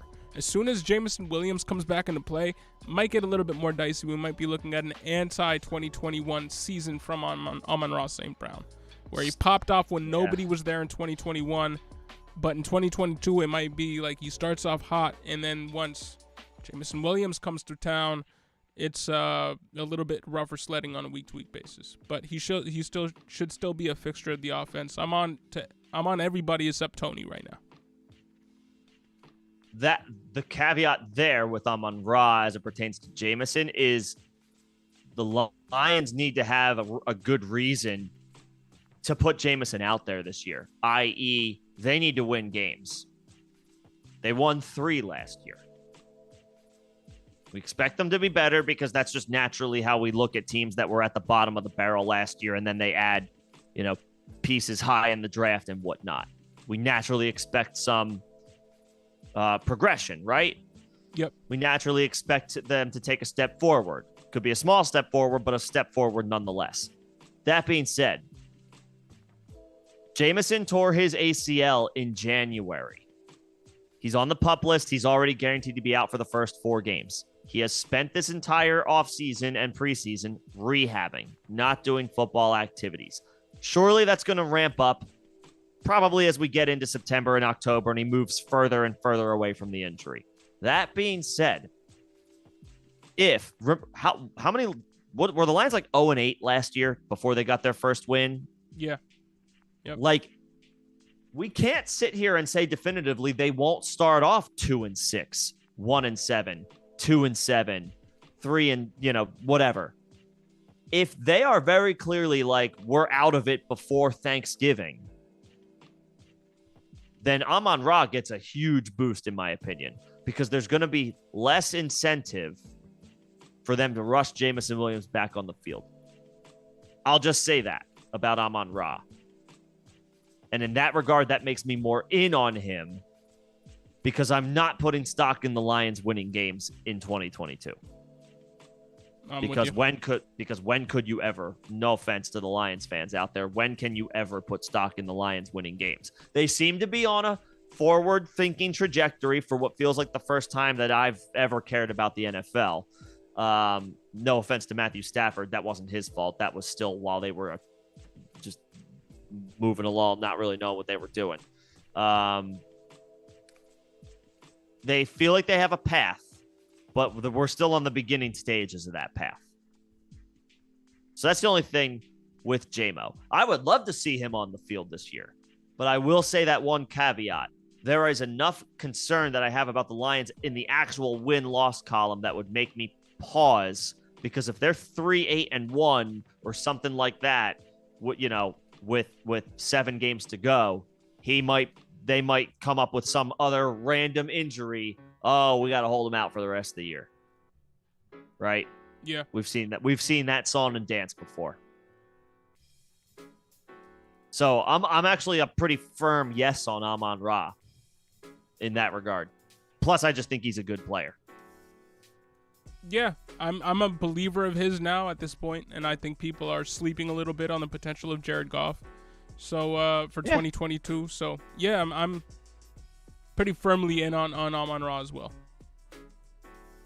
Tony, no, the quarterback vibes aren't great. Yes, Kenny Golladay looks to be legitimately a shell of himself, so Tony should get more looks. But yeah. From that perspective, but Tony gets injured every other week. The way he runs, the way he just exposes himself to more injuries than he needs to be by trying to be such a yak monster. Taking extra hits, the twisting he tries to do to break out of tackles, it's just Tony exposes his body to more hits than the average wide receiver there. So the other guys are safer. Yeah. Jay Cross Country. Ertz is your starting tight end, and that's been the position I was talking about or thinking about. All right. As far as an upgrade, yes, I would look to see if you can flip one of those wide receivers for a tight end improvement, and any one of those guys should be able to fetch one of the top 5 options. Yeah. Well, maybe not Kelsey, Andrews, but I always default to Waller and Kittle. Yeah, try to get Waller. Try to get Waller. Maybe Waddle and Waller plus a smaller piece. I think that's possible. Yep. I think that's possible. Yeah. Get yourself a guy with top 5 upside at the tight end position. I like Ertz, but he's picked up an injury. They're like optimistic he'll be fine for week 1, but like, we're already having that conversation, and we're still like 10 days out. Say, on RotoWire and Sleeper, Zach Ertz might be a close call for week 1. So yeah, I would try to jump on that. You don't want to be caught behind the 8 ball with a couple hours to go before kickoff and find out that Zach Ertz is ruled out in a 4:25 start, right? Where your streaming options are going to be even more limited. So yeah, I would be working the phones, Jay. Actively looking for a tight end upgrade. Cover your bases because Ertz might not play, and if he does, he could be limited. And speaking of another few tight ends here, Kelsey at 12 and Pitts or Andrews at 19, too high for bully TE. I mean, if you're shooting for Kelsey and Andrews, you got to go 12 and 19. If you're shooting for Kelsey and Pitts, maybe you can wait on Pitts into the 3rd round. Maybe. Yeah. Depends on what your 3rd round pick is, but maybe you can wait into the 3rd round and then get yourself an anchor at wide receiver and running back to make it a little bit more easy for you to fill in those other position groups. But if you're gonna go for Kelsey and Andrews, you got to go with those first 2 picks. I think he traded 13 to move down. Wasn't that the trade? Yeah. Where he moved from 13 to 19 and picked up capital. So like you're talking about the 3-4 turn. Pitts won't be there in the 3rd round. So, yeah, if you want the bully tight end approach, you probably just need to take Andrews. Or if you're that big of a believer in Pitts, just go ahead and take him. That's going to feel weird on draft day to see him go ahead of Andrews. That being said, I'm incredibly in on Kyle Pitts this year. So, yeah, if you want the bully tight end approach, you're going to have to take one of those other 2 at 19. Andrews is the chalk play. Pitts is, you can do it. If you believe in Pitts, that's high capital for Pitts with Andrews on the board. But I have been singing Pitts' praises all off season. Yeah. So at the end of the day, take the guy that you want. Yeah, you have Pitts at your tight end 2. I have him at my tight end 3, but he's definitely tight end 3 by ADP. Yeah, he's tight end 3 by ADP. I have him as my tight end 2. And redraft team, 10 team, Herbert, Carr. You have the 101. Jonathan Taylor, Swift, because you had the 101. Herbert, Carr, Jonathan Taylor, Swift, A.J. Dillon, Ramondre Stevenson, Alexander Madison, Kenny Gainwell, wide receiver CeeDee Lamb, DJ Moore, Rashad Bateman, Elijah Moore, Hunter Renfrow. PPR, start 1 quarterback, and then it's 2 flex. 2 flex, 1 is tight end eligible. Yeah, but it's not must start a tight end. I like that. I mean, you got a really good squad. Herbert, Jonathan Taylor, Swift, Lamb, and DJ Moore, and then you got 2 flex spots to start, and I assume that's Bateman and Dillon. And then to have Stevenson, Elijah Moore, Hunter Renfrow to choose from during your bye weeks, to fall from Herbert to Carr during your bye weeks, like, good job, man. You got a good squad. Yeah, I mean, those 2 flexes can be Dillon and Bateman, Dillon and Moore. There's some flexibility there. Yep. No, I like it. And Nemo ladies, would you release Jeff Wilson for Jordan Mason? Before you say no, listen to this. He's an undrafted running back. He's taken over the San Francisco backfield in something like 4 out of the 5 or last. Y'all can or read. A late I'm round. On that wrong. But or a late round guy. Yeah. Is this a dynasty question or is this a redraft question? If it's a redraft question, Jeff Wilson. If it's a dynasty question, Mason. I'm probably like, I don't know if I say Mason straight off the bat, but I feel like they're even. And at that point, it's where's your team at? Mm-hmm. If you're a contender, Jeff Wilson. If you're, you can afford to wait a year. If you're a year out, if you're productive struggle, Jordan Mason. Because I think Jeff Wilson is going to get a chance to play this year. I don't know, I can't say the same for Jordan Mason. He's at least made the 53-man roster, but there are, 4 other running backs ahead of him at this point, right? 3. Elijah Mitchell, Jeff Wilson, TDP. Mm-hmm. But yeah, I would still go Jeff Wilson. Yeah. Figures to be closer to a contributor this year. Dynasty question. So dynasty question, if you're contending, Jeff Wilson. If you're not, Jordan Mason. Elout, you understand all the bad things about Tony. Thing is, I played him in his crazy game last year, so you always feel like picking him up. Got him at that one time. I get that. It happens to us all, man. Sure. So he sucks you in because you were the one who had him. Yeah. I'm just not loving. There's nothing. I don't know. Call it like, a gut feeling, I guess, is what it is at this point. There's just nothing screaming out to me that makes me want to draft him. He's got to fall like significantly. I have a hard time getting behind, one performance, one game. It's tough. Yeah, tough for me to be able to endorse a guy that had one game against legitimately the cornerback that put up the most opposing yardage or gave up the most opposing yardage since around 2017. There was a cornerback on the Panthers who, at that point, sometime in 2017, gave up more yardage than Trayvon Diggs gave up last season. He got the flashy turnovers, but he was legitimately terrible in coverage outside of getting those, 11 interceptions? Yeah. He's a turnover or bust player. So to see Tony, again, with that in mind, go off against literally the worst cornerback performance from that metric, with that metric in mind, yardage put up over the last 5 seasons, you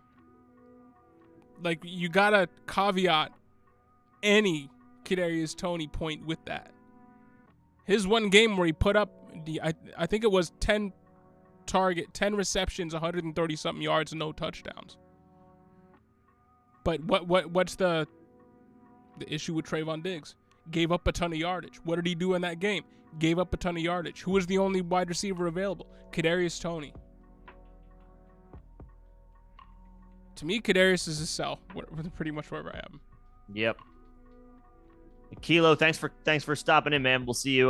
Sure, we'll see you soon. Kilo, thanks for stopping in. We'll see you next week. Yes, sir. Hey, Nemo and me missed this question or this comment about Foster Moreau. Foster Moreau is a year away from being a highly sought out tight end on the free agent market. On the market, yeah. If they're gonna re-up Darren Waller and give him all that money, they're not re-upping Foster Moreau. And Foster Moreau's in a contract year. And whenever Foster Moreau has been given the number 1 role, he's been at least a high-end tight end 2 and sometimes a tight end 1 weekly, depending on, how often he's evolved in the pass game and if he scores a touchdown, which is basically what you can say for any other high-end or mid-tier to low-end tight end 1 option. You can say the same about Tyler Higbee. You can say the same about Robert Tonyan, who we love this year. You could say the same about Gerald Everett. You can say who we like this year. We could say the same about Irv Smith. You could say the same about a lot of these players. So as soon as next season, Foster Moreau will be playing for a different team, has an RAS above 9, has the athletic, the size, speed measurables to measure up to the guys that we like at the top of the tight end ranks outside of really Kyle Pitts. And he is, if you don't have him rostered on your dynasty teams, definitely do that. before next season.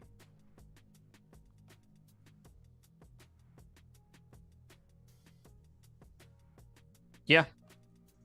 I don't have anything else to add to that. Quinn Matthew IR'd. I guess that's James Robinson and picked up Osborne. I like that. It's Brian. It's got to be Brian Robinson. Okay.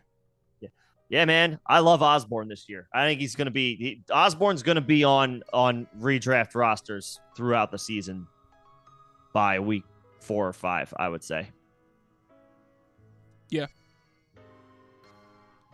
Like maybe I think he's going to get drafted. Maybe he has a quiet week 1, he gets dropped or whatever. I think he's going to be a mainstay sooner than later. And yo, Quinn, we did fix the stream. It's fixed. Yeah, we got it addressed. It wasn't an issue yesterday. Hasn't been an issue today. We've been streaming for almost 2 hours straight, coming up on 2 hours and literally 15 seconds. No issues. No issues. So we're back. We're back, man. Yep. No issues for the season. Thanks for being patient with us on Tuesday. That's for sure. That wasn't how we wanted that to go, but not at all. We're back.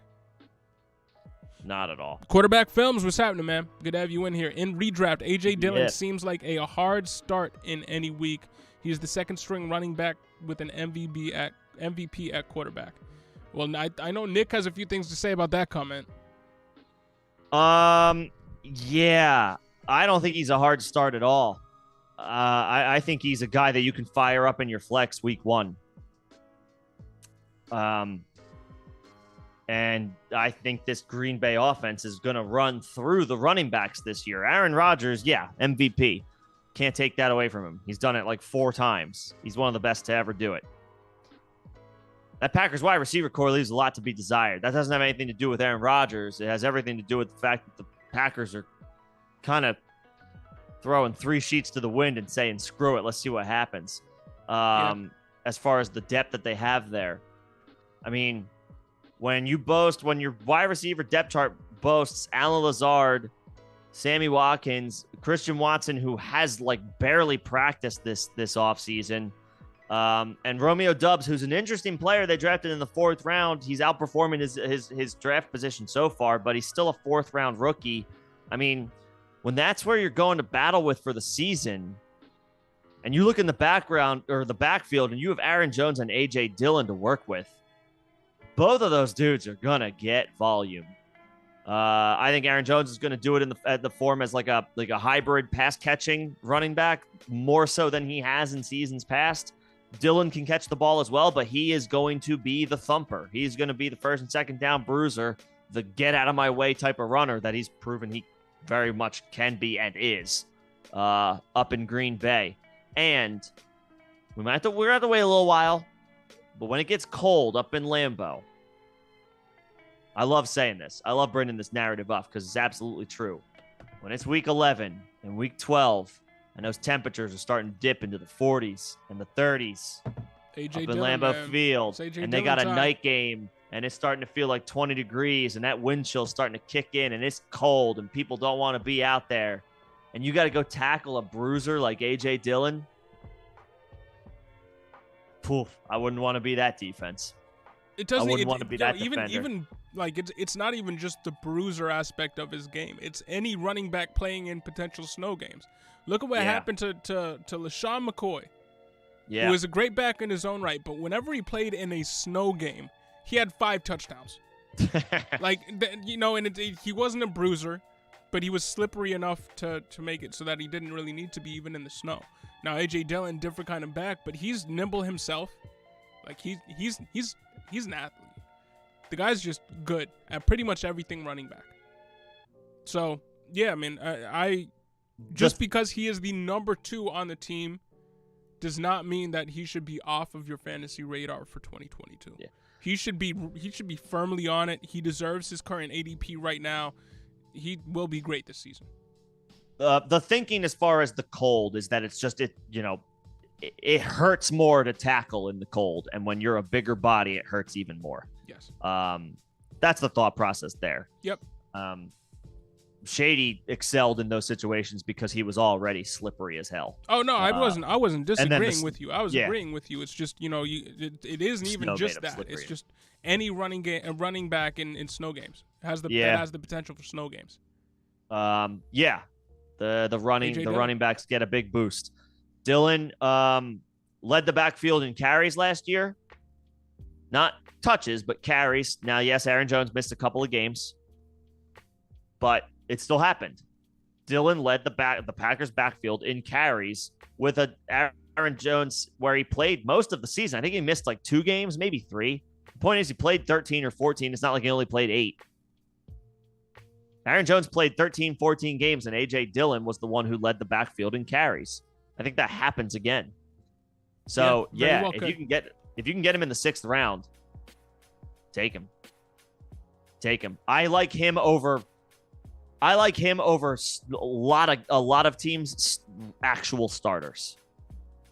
Yeah. Yep. And Rodgers will throw it to him. But he'll be forced to throw it to both of his running backs. He's going to throw it to both of them. But Dillon proved he can catch it a little bit too. Not Aaron Jones is better at it, but A.J. Dillon, it's not like he's one of those big dudes who can't catch. Oh, he can catch. We saw it. He can catch. And Quinn, hey, you got invited to a dynasty league that's been going on for 25 years and has a $1,000 entry. Yo, jeez. Good luck if you end up going that route. Let's go, man. Look at this high roller. That prize pool, though, man. Like, awesome. High roller, Quinn. Go for it. And if you do, man, I hope we help you win that. Is that a different? So you said dynasty league, and then very next you said your keepers are Herbert and Najee. Is that a different situation, or is you got invited to a pre-existing league that had been going on for 25 years? Yeah, it's gotta be. I would think so, right? Having Herbert and Najee as keepers, good keepers, man. Set you up for success this year. Yeah, that's the nice. Dillon is 1 year out from bell cow. I mean, possibly, but even so, he doesn't need to be a true bell cow to have fantasy relevance. He's going to be a high-end RB2, if not a low-end RB1 this year. High-end RB2, most likely, but low-end RB1 is within the range of outcomes for him. Yeah, I mean, the team does have a potential out after this season with Aaron Jones. But it's like a $9.5 million dead cap hit. I don't know if the Packers are going to necessarily be chomping at the bit. The last 2 seasons, Devontae Adams, 28 touchdowns, right? Yeah. Now, Aaron Rodgers is good enough at quarterback to still get that team into the red zone. Yep. But they don't have their red zone weapon, who's typically out there catching every ball that's thrown in the red zone. So they're going to run the ball more. Yep. So, I mean, again, in A.J. Dillon, he might look more like, that LeGarrette Blount type, that James Conner type, that, you might not get to 1,000 yards. Yeah. But he got you, 15 touchdowns. So it doesn't matter. Yeah. Like, that could absolutely be A.J. Dillon. So don't sleep on him, man. I think he's going to be. This is a situation. This is a situation where I'm not worried about the number 1 and the number 2, or who, and you're talking to I love Aaron Jones, the biggest non-Packers fan, Aaron Jones fan there is. I have loved Aaron Jones it's since Aaron Jones's mom and then Nick. Yeah, as far as who loves Aaron Jones the most. Yeah, and then Packers fans.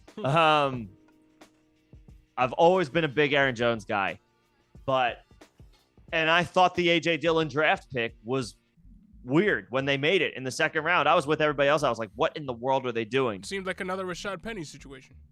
But it has not played out that way. Dillon has been wildly productive as recently as last year. Yeah. And he had stretches as a rookie where it was like, oh, they might have known what they were doing with this pick.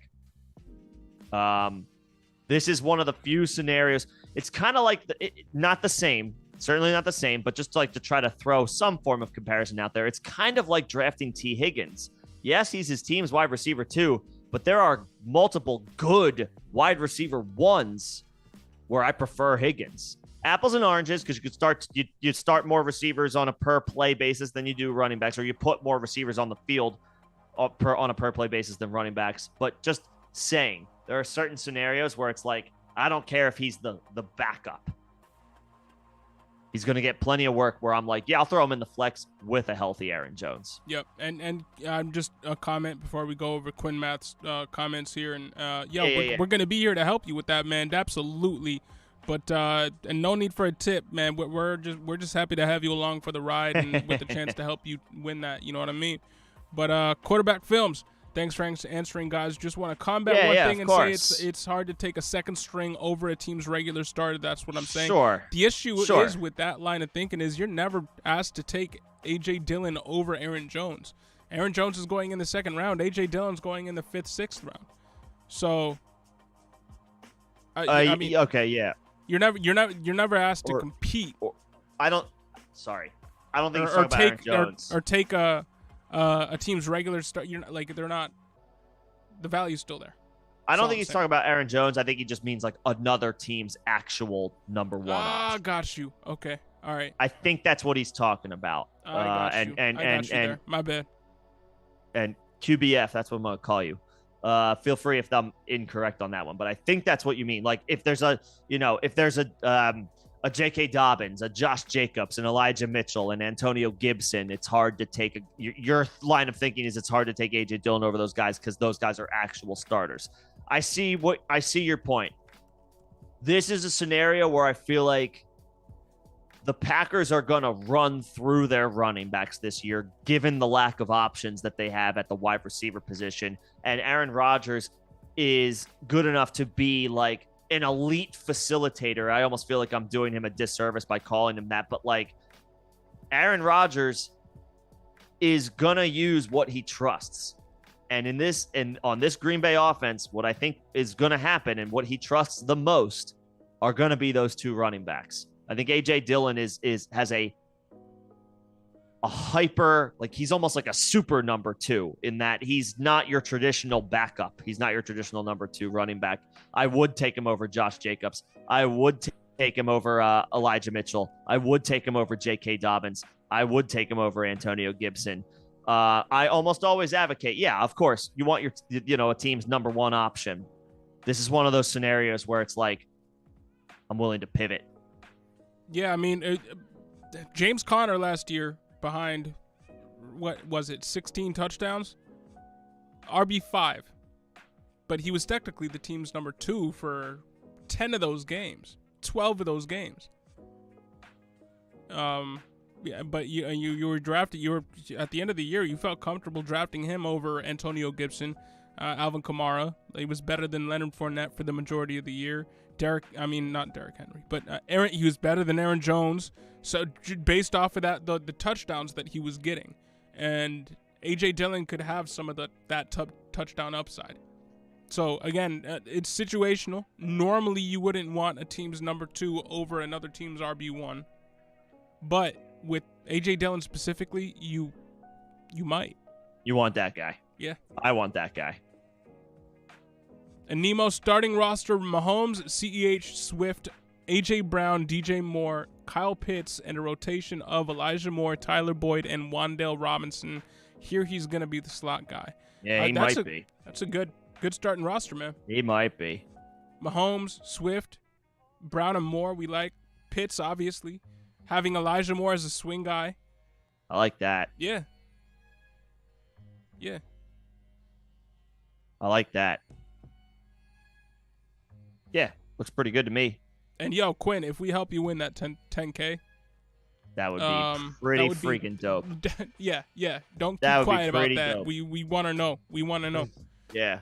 Well, hopefully we can get there. I assume it's incredibly competitive, but and Quinn Sermon did get picked up by the Eagles. He is now a Philadelphia Eagle. If you didn't see he's that on the news, Eagles. So he is the RB4 there right now. Yeah. He will be the emergency running back. Yeah, he'll be the emergency running back if anything happens to Miles Sanders or Boston Scott or Kenny Gainwell. But probably either Sanders or Scott needs something to happen to them for a little bit more clearer path to an opportunity for Trey Sermon. He's going to be the emergency running back for the Eagles. Not sure how much stock I put into that one. Yeah, it'll be tough to put much stock into that one. Yeah, I mean, keep an eye on it. He's there, and he did get picked up. But if you're gonna overreact to any of these, post-cut additions, I think it would be smart to, like, Sony Michel, and that's it. I like Sony Michel. Sony Michel, and that's really it from these other moves that have been made. I'm not in on Rager on the Vikings. I'm not in on Sermon on the Eagles. I'm not in on Marlon Mack back to the practice squad. Yeah, Josh Gordon on the Titans. Like, I'm not. Oh no. Like, I'm not any of these guys. Pretty much, it's whatever. Yeah. But as far as you think if Gibson struggles, Brian Robinson will start week 5 if he's healthy. If he's ready. Yeah. If he's ready. Healthy, that's what it comes down to. If he's ready. That is what it comes down to. Yeah, I mean, he was put on the NFI list officially. I don't know if that's different from the PUP list. I think it means the same thing though, right? He's going to miss the first 4 games. But yeah, if Gibson is doing anything other than being stellar, I think Washington proved they are ready to move to Robinson as their guy when he's ready. So if he's able to come back in week 5, he's ready to take on that workhorse role. And Gibson is, again, anything else less than spectacular. They're gonna do that. They're gonna give it to him. They're gonna move back to the original plan, which I think was Robinson. So yeah. He's absolutely worth a long-term mindset with Brian Robinson. Yeah. Yep. Any Darrell Williams news? I mean, he looks to be the team's RB3 now, because it looks like Benjamin actually took that RB2 spot. But I think it's going to be more of a committee than we're thinking. I think the number 2 and number 3 spot in this offense will be a little bit more fluid for the first time in the last few seasons, when there was a clear delineation. Kenyon Drake and Chase Edmonds, and then James Conner and Chase Edmonds, and then now it's James Conner and Benjamin and Darrell Williams. So I think it's going to be a little bit more of a committee. Benjamin gets first crack, though, for the first time in his career. So I'm less optimistic that Darrell Williams will carve out a true role. But the roadmap is set for either of those guys and or Keontae Ingram to take that number 2 role and solidify it. It looks like it's Eno's first up. So not Darrell Williams as we speculated before. And Rojo, what are we expecting from Michael Gallup this year? After the first month of the year, I think the reason why they kept him off the PUP to start the year is that because they expect him to come back by around week 4. I think so. So as soon as week 4 hits, he's a number 2 wide receiver in this offense. And they run the most pass plays. Ran at least the second most pass plays last year. Maybe the first. It was either them or the Chargers, I believe. So Gallup is going to be exposed to a lot of passing snaps, passing opportunity. I think we're looking at, because of he's going to miss a few games, 800, 900 yards, but 8 touchdowns, 9 touchdowns. I think it hurts Jalen Tolbert. Yeah. But it's good news for Dak. It's good news for the other pieces in this offense to have Gallup back sooner than later. Yeah. I mean, he's been a wide receiver 3 with wide receiver 2 upside. Maybe a little better than that when healthy. No, he's at low-end wide receiver 1 upside. He's been a low-end wide receiver 2 with low-end wide receiver 1 upside. With no Amari Cooper, he could be in the wide receiver 2 conversation by the second half of this season, as long as all is going well with his injury recovery. We've seen guys, everybody's body reacts differently to injuries, right? It could be something where he, is slow to work his way back from. It could be something where, again, the target share is wide open on this offense with Amari Cooper moving on. Gallup is the clear guy when healthy over Tolbert, based on the contract they gave him. Not to mention the fact that Tolbert is a rookie and still probably finding his way, or will be finding his way throughout the season, most likely. I mean, they paid Gallup to be that guy opposite CeeDee Lamb. So he's going to take over as the starter when he's healthy. And yeah, depending on the matchup, he's going to have wide receiver 2 appeal. He'll probably lead to some wide receiver 3 weeks, at least at first, if not worse. But that's just him on the mend. Yeah. No, he'll be out there as a wide receiver 2 by probably second month of the season. Yeah. So yeah, if you picked him up, and in the second half, in the second half of the season, he should be a guy you can rely on as a wide receiver 2. And we are winding down here. Thanks for sticking with us over the course of the last, 2.5 hours, pretty much. QBF, quarterback films. My last question. It doesn't have to be your last. If you want to throw one more in there, we got a little bit of time. My last question. It seems like carries are going to be split between 2 to 4 people this year. Does that lower the value of running backs? So you mean in general, just like backfields in general? I mean, it rises. It puts those true RB1s on a pedestal. You kind of have to if they're really going to be bona fide, no committee, bell cow running backs. You got to put those guys on a pedestal, and that's why they're being drafted in round 1. Those Dalvin Cooks, the Derrick Henrys, the CMCs, the Jonathan Taylors, even the Joe Mixons and stuff like that. But, I mean, you can get a bell cow running back in the second round, early in the second round, in Saquon Barkley. It's not really until you get to Aaron Jones and, to a lesser extent, maybe similar extent, Alvin Kamara, that you're getting to committees.